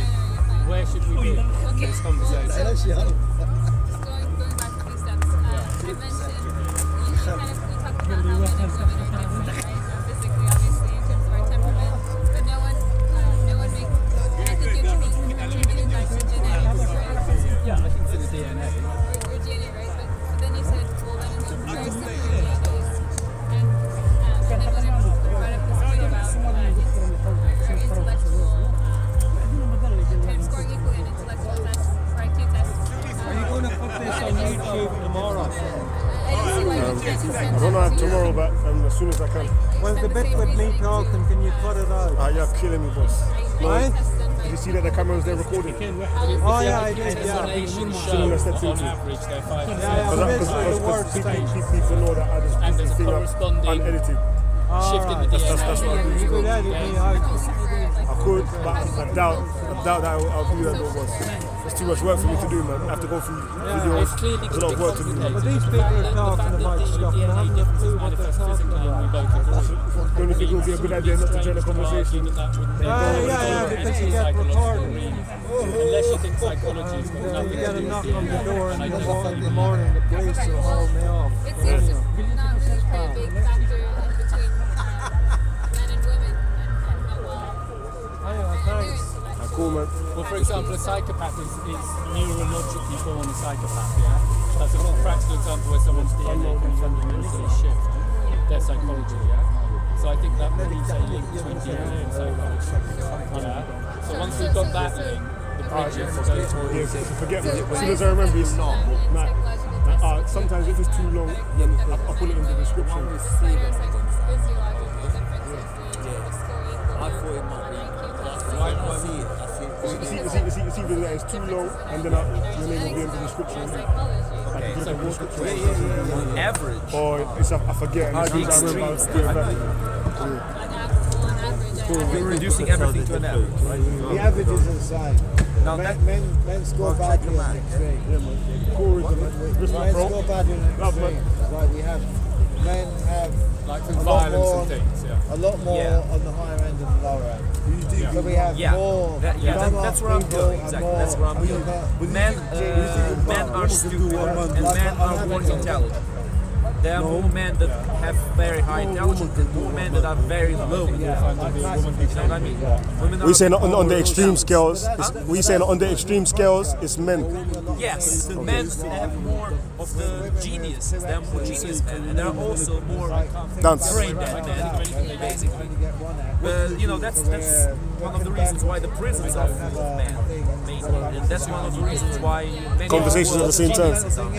Where's the focus? I know, it's all over the place. Where are we at? Depends, Just because men and women have got the same IQ. Yeah, they're different in their minds. Just because we're the same height, yeah, that doesn't mean that we can't differ in other ways. Just because women happen to have the same IQ, it doesn't mean they don't differ in terms of like chromosome, the effect of estrogen, the effect of testosterone, a whole load of things. Yeah, there are differences, but on IQ, yeah, we match. Okay, wait, so the physical differences. They're all at the same speed. Yeah, but in terms of physicality, when you're talking about physicality, men are very different. When the analysis is physicality, and in terms of let's call it, I'll take it on the chin. But this is the thing. You can't imagine that's possible. No thanks to that. They are good at different things. Hypothetically, it is possible, right? So now, hypothetically, accepting that, how would you hypothetically? As I told you before, men have very What's the ideal way you have very low intelligence. Others have very high intelligence. Men are more unbalanced. Women are more of the middle. Very potentially toxic piece of information. Men are more imbalanced. That's why many geniuses are men, and that's why many people are prisons are men. You know what I mean? That's the really. I think it's incredibly toxic. It can be, right? The potential that Caucasians are 5% brighter than Caucasians. Sure, but if you think potentially if Asians were 5% more intelligent DNA-wise than Caucasians, that's potentially morally toxic. The way that information could be used could be devastatingly dangerous. And I would say, as a religious person, every human life has intrinsic value. So your intellectual. I'm gonna hold myself. Your intellectual capacity has nothing to do with your values. I remember you. I don't think that the only value people add to society is... Come and told Pavlov he's the best one time. What's that? You came and told Pavlov that he's the best. I love Pavlov. We agree. But once we agree that your value isn't based on those qualities, They'll have it and it's out okay if those qualities aren't always equal in everybody, surely. That's the whole point. But then it's, how do you explain that as well, right? Like how are we explaining things? Because we do know that the differences exist. Yeah. Just looking at standardized test scores as an example. Yeah. How are we explaining that in a way that doesn't, that's being fair? I think that's being honest. I don't think that making that very careful. So just based on intellectual, genetic differences is a fair analysis of what's actually going on, which is structural psychology. One question: Have we actually? Can anyone do any research that is on this? I know where you're at. Any research that is? No, can anyone do any research that is honest and publish it at the moment? Honest. I believe they have, probably. I don't know they haven't. Why would you assume it was dishonest? Well, there are people who have done research on genetic differences of intelligence and things like that. Yeah.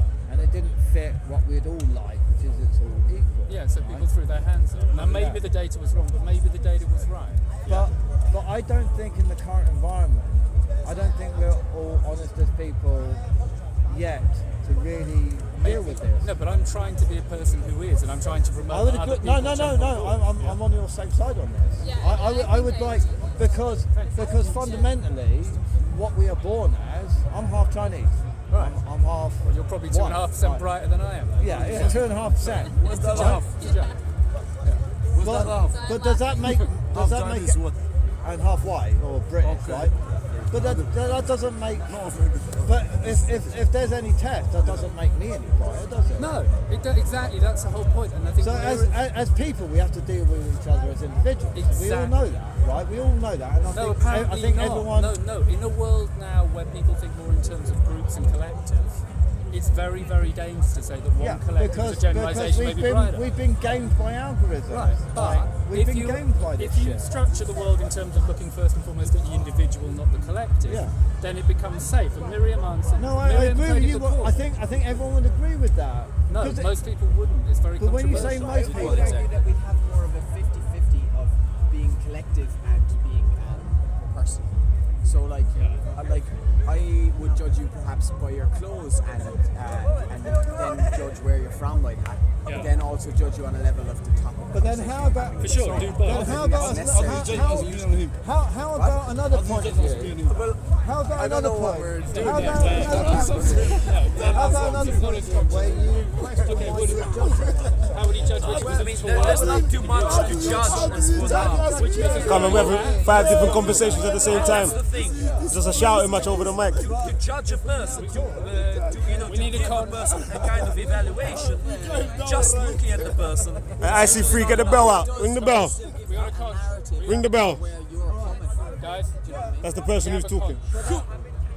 Whoever's holding that is the speaker. Is that what it is? Yeah. The speaker holds the conch. He's too. Otherwise he's got the conch. I want to remember your point because it was good, but he's got the conch. Pavlov's never been given that up. Mine, precious. Come on. Poem number 7. Yeah, okay, exactly. But look, guys. He's got the conch. To judge a person, but it's usually not enough to look at the person. Yeah. No, but look, it's not nice to say to judge a person because don't judge, blah blah blah blah blah blah. But in the end, people always judge other people based on their actions, based on their appearance, based on their clothes, based on everything. Sorry. You judge sometimes beauty. Me? Yeah, obviously, everybody judges people. How do you judge beauty?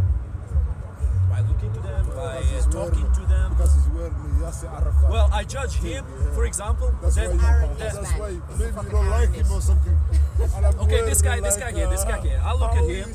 He's only wearing this shirt here. I assume that he's resistant to cold. I judge him as resistant to cold because he doesn't need very warm clothes. You see what I mean? You can make a conclusion out of the person's appearance. Okay, let's judge me. Okay, so casual guy, casual clothes here, some pants, some a bit dirty, you know. Oh, what is this? Fascist what? Fascist temperament. Temper. Oh no, you didn't. Oh no, you didn't. I mean, you know, see this? Here, don't judge. Hashtag don't judge. Don't I wouldn't take you out of my bedroom. And I don't even swing that way. I need to give it a go. That's a compliment. I appreciate it, bro, but no. I appreciate it. Look, we're 20 minutes walk from home.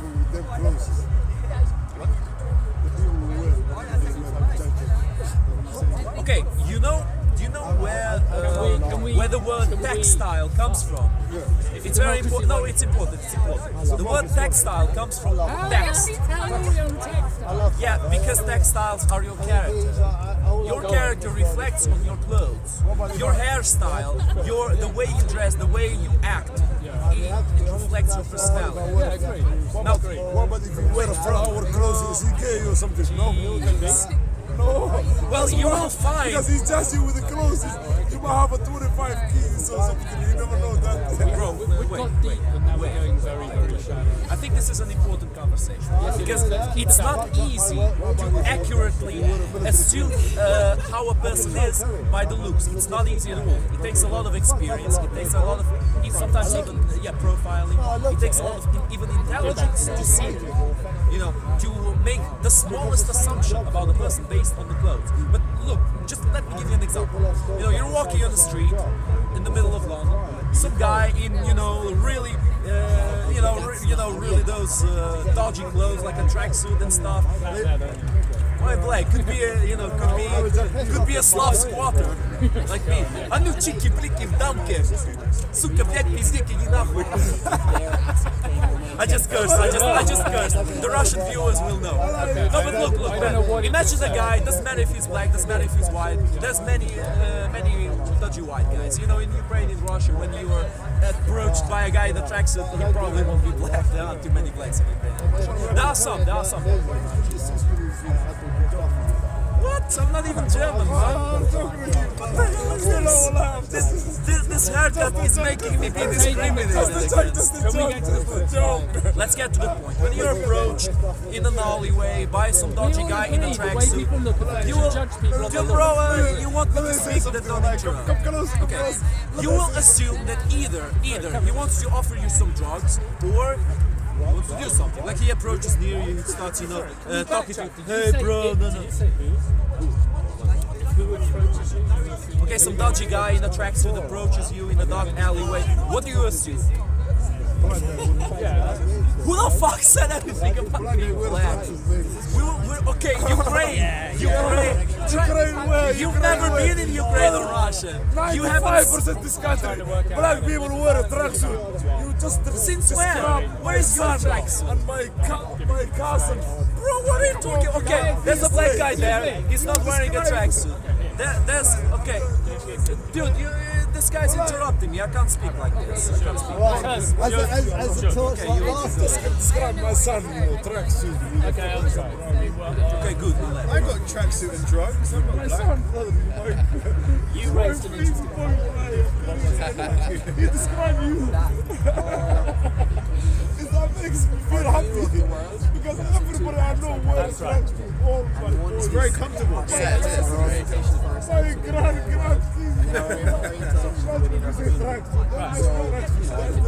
grand clothes 5 years. Yeah. And that is like. Even myself, I sometimes wear it. This guy, he went to ask to wear a book.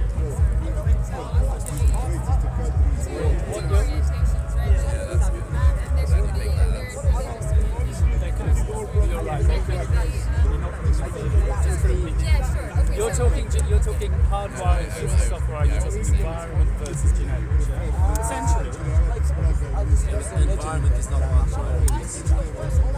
Like your orientation to religion or spirituality or exterior. So like going to church, going to mass is like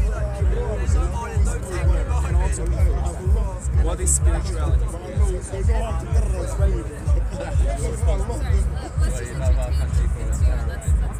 I'd love to do religion, it's just to make it right now. All I thought you said, what's the point you want to discuss? The point we were discussing was human beings can be judged as part of a group, part of a collective, as having collective traits, and I'd say those are their environmental traits. Yeah? I'm of this culture, I'm UK 21st century, English speaking. These are my environmental things which affect me. The other, and that's interfacing with my hardwiring, which is my DNA, which I didn't choose. Now I'm an interface of those two things, but I can't change my DNA, but I can manipulate how I react to my culture and stuff. I can decide to vote left or vote right. That's the world I think I live in. But I don't think there's any point in people yelling at each other about the DNA that nature happens to randomly have. If you get better DNA than I do, for example, if you get DNA that nature ambidextrous, you've got a better one than me because I'm right-handed. I would prefer to have the DNA you've got. I'm not going to bitch about it. You've got a bit better on the front. It doesn't change our fundamental equality. And this is Miriam's point. Once you religiously achieve the idea that all people are equal, because that's a spiritual truth, and it's in the American Constitution, we hold these truths to salvation. Once you've latched onto that fundamental equality of all people, it's no longer toxic or dangerous to talk about their lower level differences, because they really are lower level differences. They don't reach our equality. Now, where it becomes then dangerous is you go, okay, that's all morally very highfalutin. But bottom line, in the job market, if I know that Asians have got 5% better DNA than white people, the practical political job market will start favouring Asian people, then it ceases to be about a moral debate about the ethics of human beings themselves. It becomes a political thing which might get abused. That we need to guard against. You need to accept the moral truth we're all equal, and we've got different capabilities, and not let that translate into some kind of oppressiveness in a political context. Does that make sense? What is the moral truth that we're all equal based on? Well, if you're religious, that's easy because it comes from the top down. Well, it is easy, but what if you're not religious? If you're not religious, then it's a humanistic one, which the founding fathers of America were humanists. A lot of them didn't have faith. They said that we hold these truths to be self-evident. I think it's just because you're being. Cut me, do I not bleed? If you feel, you feel. Yeah? You feel pain the way I feel pain, the way you feel pain. None of us want to feel. Yeah? And we're all dumped in the same. Can I just say one thing about, like, when you're talking about the job market? Yeah. Like, when you open up a job, you're not opening everyone. You're not saying all Asians are coming through to apply for that job. You're not saying all white people are. No, but I would be worried that employers would start discriminating. But if you get like 20 people apply for that job, you can treat 20 people individually. That's the point. They are not representing. Right, exactly. Whatever race they may or may not be. Yeah, so the solution, the problem might be that an employer would look at some applicants and go, Asians tend to be brighter than Caucasians, so I'll only interview them. And I'm saying morally, you need a political system which makes the employer look at the individual despite the generalisation. I agree with that 100%. I think the difficulty comes is when you go beyond employers, when you're talking about like an entire population, or when you're looking at the UK as a whole, then it comes. That's when it becomes a lot more difficult, because when you're looking at, like for example, demographics as a whole. Whereas when you're talking about employers, or when you're talking about they'll be using a demographic way of thinking to make a judgment, and as the guy I wouldn't. Like, generalisations are very, very useful as generalisations. I'm a half-breed. I'm with the other half-breeds on this one, and so that complicates the situation. I don't see how it breaches what we just said about human equality. No. In terms of human equality, that's simple. We all make a decision. The sanctity of life. So where's the problem? Well, when you're talking about employers making decisions, it's like that cannot. I'm concerned. I would be naturally concerned that the big corporation would go. We will favour hiring Asians. Without doing the work of looking at individual people anymore. They wouldn't make the effort to look beyond the generalisation. And the generalisation may be true, but you must still dig deeper to the individual and find, many Caucasians will be brighter than individual Asians and vice versa. Or there might not be an issue of brightness. It might just be their that was the issue we conscientiousness. picked. It could be conscientiousness. May I ask a question? What is so wrong with hiring somebody to do a job? If you're an employer, you want to get the most intelligent, smart person. And okay, if a black person or Asian or Chinese are more clever, more smart, more intelligent than a white person, they should be given the job. But what has happened here in England? There's what they call positive discrimination, where they are hiring people, and they don't. I could be sued for saying this. The very few white people in councils hired, and. It's a parallel. It's an offshoot of this discussion. What they call positive discrimination, and its political correctness gone. It is illogical. Look, I don't care if it's a black person, Chinese. If I'm an employer, I want to get the most clever person. I don't care if they're black, brown, yellow, whatever. I agree with you. Can I give you a counter argument? I agree with you. top. It's gone over the top. But let me give a counter argument. Okay? In South Africa, when apartheid cleared, they started bringing in positive discrimination to hire more black people, Now, no offence to anybody, a lot of those black people were not as qualified as the white people they were competing against, The reason they weren't as qualified was for generations they weren't given an education or a vote, quite deliberately in order to exploit them. Now, in that situation, you can argue, yes, it's positive discrimination, but you can see it's playing wrong. So there might be extreme levels at which positive discrimination, although it's gone too far in our society, isn't necessarily. It's gone haywire. It may have gone haywire in this way, but in principle, it may not be a completely abhorrent concept, depending on the context. Sure, and I think that's in the United States as well, it's part of the legislation for affirmative action. We want to bring in Latinos and black students and other racial and sometimes religious minorities into our campuses because historically they've been short-changed. And so it's just a matter of how can we give everyone equal playing ground now. So that's where the impetus for some of these policies come from. So I think from a social justice perspective, I understand, but there's also, it's a politically loaded word. It's a politically loaded word. Social justice has become quite toxic. There's a fine balance, and we can't control all outcomes. This is also important. And again, with all the intersecting identities. So you're not for equality of outcome? But equality of opportunity, yes. Equality of outcome, no. Unless you're a social justice warrior who apparently want equality of outcome, which doesn't make any sense. There's just, how many things are you going to mark, right? It's just trying to, I want the outcome to be based on effort, personally. I want everybody to start with an equal opportunity, and then you get rewarded based on your effort, and if you make more effort, then the outcome is for you to get I think everyone... Effort? Do you mean result? No, here's where I'll challenge capitalism. Capitalism goes result, and that's very easy and efficient, you can judge it. But it's drastically unfair to effort. Yeah, but you can do a lot of effort and still be shit about it. I know, but if you've got Why kids, should you get rewarded for it? When you've got kids, I've made this point a lot, but I think it's true. If you've got two kids who you like, one of them gets an A and one of them gets an E, and you know they both tried equally hard, you reward them equally. You don't go to the A student, I love you more. If you care about the kids, you reward them. It's the motivation you give to the kid who got A that he got the same. Oh yeah, but in the same response, you can just study worse and get the same. Maybe how would you treat the kid? Well, maybe better the kid who got A and encourage the other kid to get better grades. Or to find something that they're better at. Well, I'm saying the private sector rewards on results.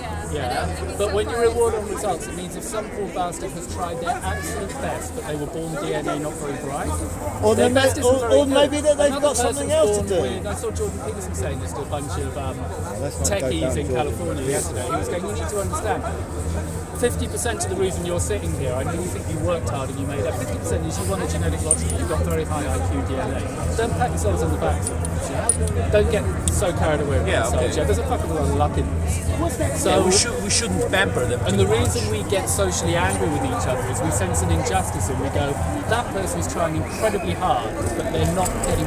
This person's hardly trying at all, but for numerous reasons, being born into wealth or being born in a good genetic lottery, the person making very little effort is getting massive kudos, and the person who's absolutely killing himself over there who got a bad deal is just not getting any reward whatsoever. They're not getting any credit for being who they are and the effort they make. And that's let's make like an equation. We're giving with the same King Pharaoh, opportunity. One person gets much better outcomes than another person. I've moved the debate. Sorry, maybe I should. Is that okay? No, it's okay. It's okay. This is an interesting dialogue. With the same opportunity, one person gets a much better outcome than another person, right? And you're saying that they should be rewarded equally because the person who got the worst outcome tried very hard. No, what I think I'm saying is this. In the capitalist model, the only thing you factor in is effect. The market decides the value of something. And I think we all know there's something a bit toxic about the model who goes, I won't get out of bed for less than £50,000 in the morning because that's what people will pay me. We can all agree on We understand there's something wrong in that. And what's wrong in it is, in our gut, we know she's not making any effort.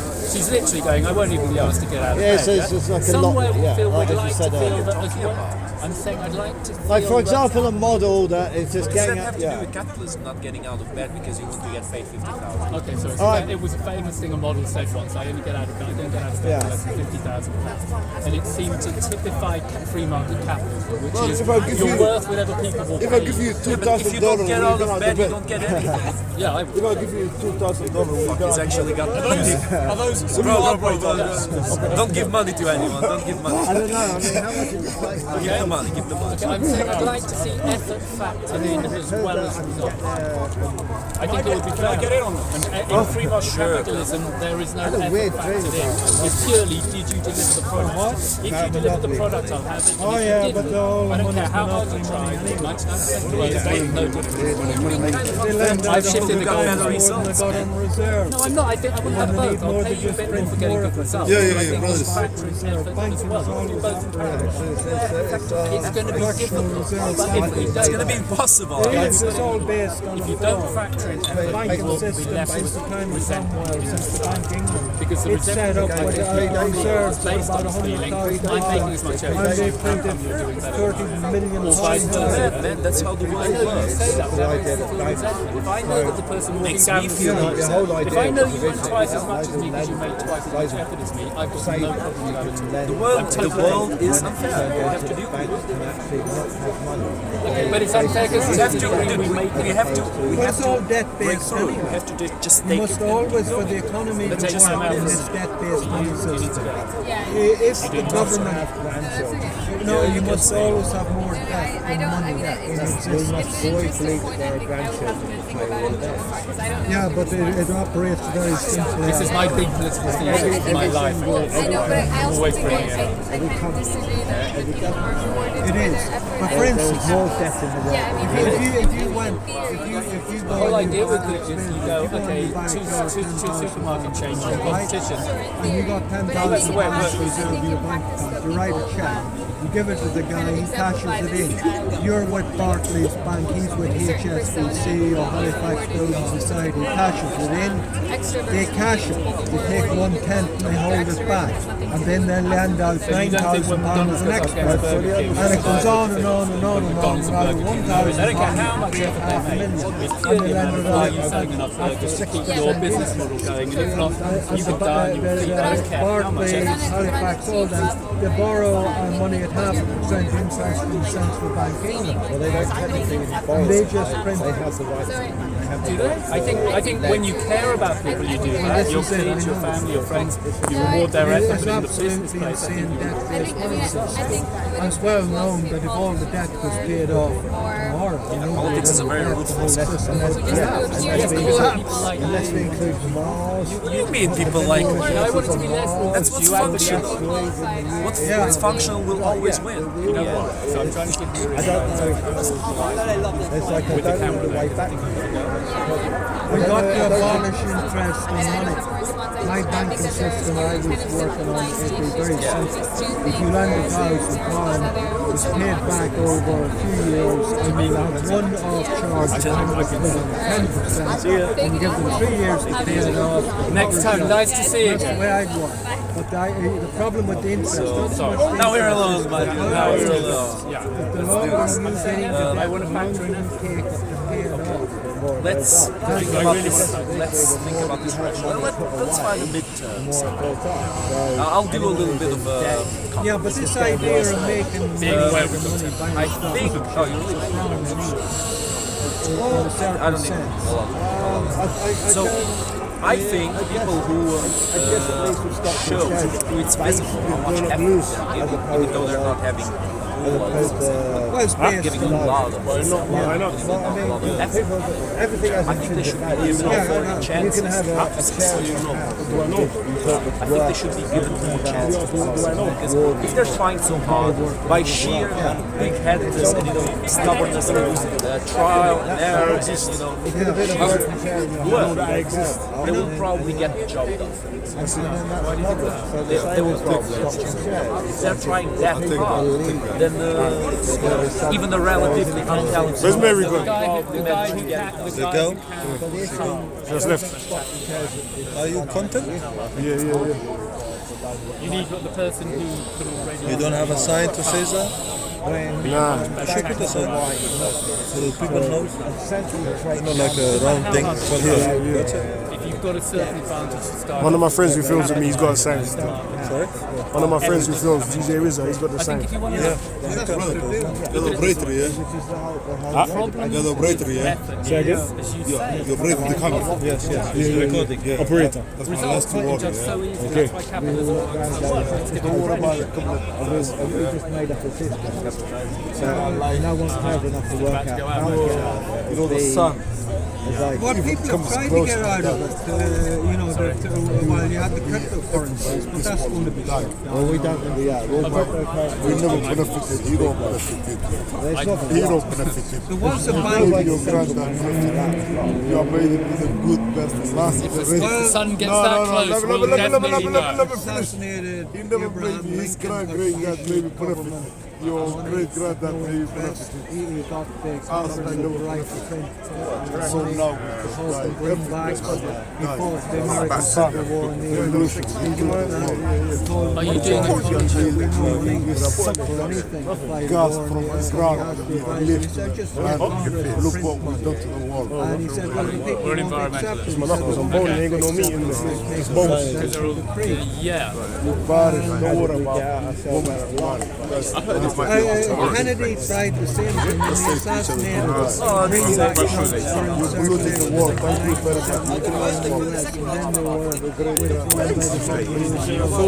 I'll pollute the world as much as you want. I never made a plastic bag.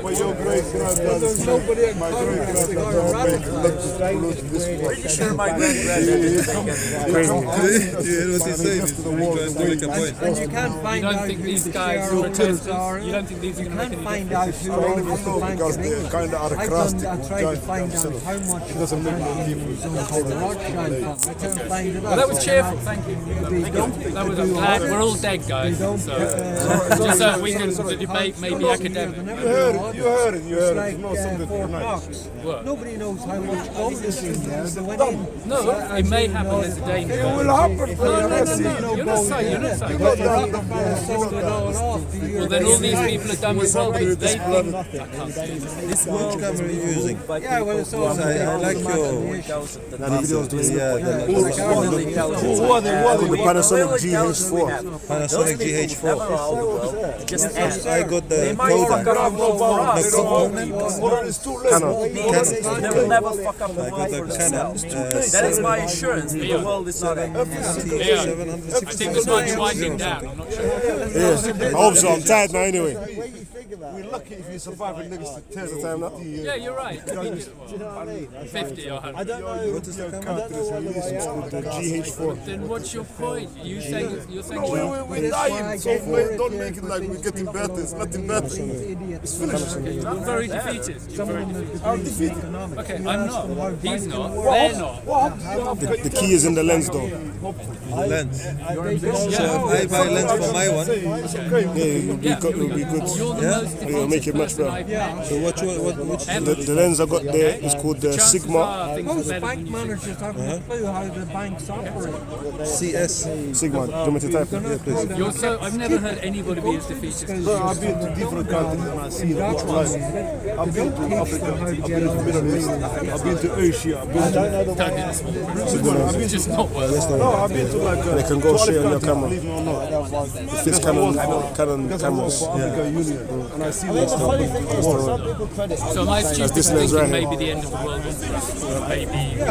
What's the difference between this and this? mankind that you will. I don't have to It's the same lens, different price, different shops selling at different prices. You need to find the best deal. Destroying ourselves. It's a good What the best price. deal? You know, I said the same thing here. I mentioned the guy that, you know, 18 to 35, 1.8, f1.8. You have to make sure it says that. f1.8, 1.8. You will destroy yourself. I think I'll let you. You tell him. That's the one. He doesn't believe in God. You got the wrong guy here. He doesn't believe in God. I believe the 13 commandments of power. He's made up his own Bible. He thinks I believe in the Father of Constance. You don't believe God? No, I do will God to exist. I want God to exist. So But I that don't believe means, in God. are you like Are you sure about that? Because you're a skeptic, no? You know animals? To a certain He's a extent, skeptic guy, isn't it? He believes in David Hume. So, And I don't nothing know else. this guy. it He's doesn't a mean philosopher. Okay. Because you don't believe no God. And he admires him. If I And kill David you, Hume is saying nothing is sure. No, That's not if the it happens, if it happens, Everything is maybe. I say you want to get killed. So If that happens, okay, let me ask you a country question. If I kill his you, comment is God gonna come from heaven and punish or me? his statement, not me. If I how can he kill be you, sure is about God his gonna own punish me? statement then? that's what I So believe. Shamsi asked You him. believe I'll be But punished? do you believe somebody will punish you if you kill me? Of course not. The law Nobody will. enforcement. If you kill me, I mean, the nobody. law enforcement. I mean, not God, but the law enforcement. No, will probably punish if you kill me, you think nobody will punish you. Yeah, the law enforcement. Police. Who gonna punish you? Police. Oh, please, only this wall, you only live for like 70 years. If you're lucky, you will die. Where will your soul go? What is the soul? Your body will die. What is this? What's the soul? That's what make us talk. Make us to speak to each Dude, other. listen. You're just saying things as though they're definitely true. You're not discussing No, if I'm they're telling true. you, yeah. You're If telling you him. kill me, who's gonna judge you? Yeah, you're telling For my him. killing. You're telling him No, let there me is a God. let me talk to him. Who's gonna judge you if you kill me? If I kill you, God will judge me and He will punish me for that. But if you kill me, who's gonna punish you? Maybe nobody. That means you're dangerous guy. You're supposed to be. No, but you're projecting onto him your concern. You're a Christian. No. Big man, you have to talk to me straight. Why the police? Does God? If you kill him or kill me or everybody, something Nobody's happen. killing anybody. Who's Don't gonna- kill me. No, in case it happen. I'm not saying somebody killing him. We're not gonna. Can we have a different example? Can you stop talking But about killing? who's gonna deal with him? He has not a problem. Who's What gonna did I deal do? with him? Whoever survives, No, if you do in case something, What did I do to you? You've done nothing. Pick a Have I better done example. something? who's gonna punish you? Have I done I'm something? not. I didn't say Pick you. I didn't the say The police is gonna I punish know. me. Yeah. Pick The police is stealing. gonna punish me. But police is just like maybe 70 years.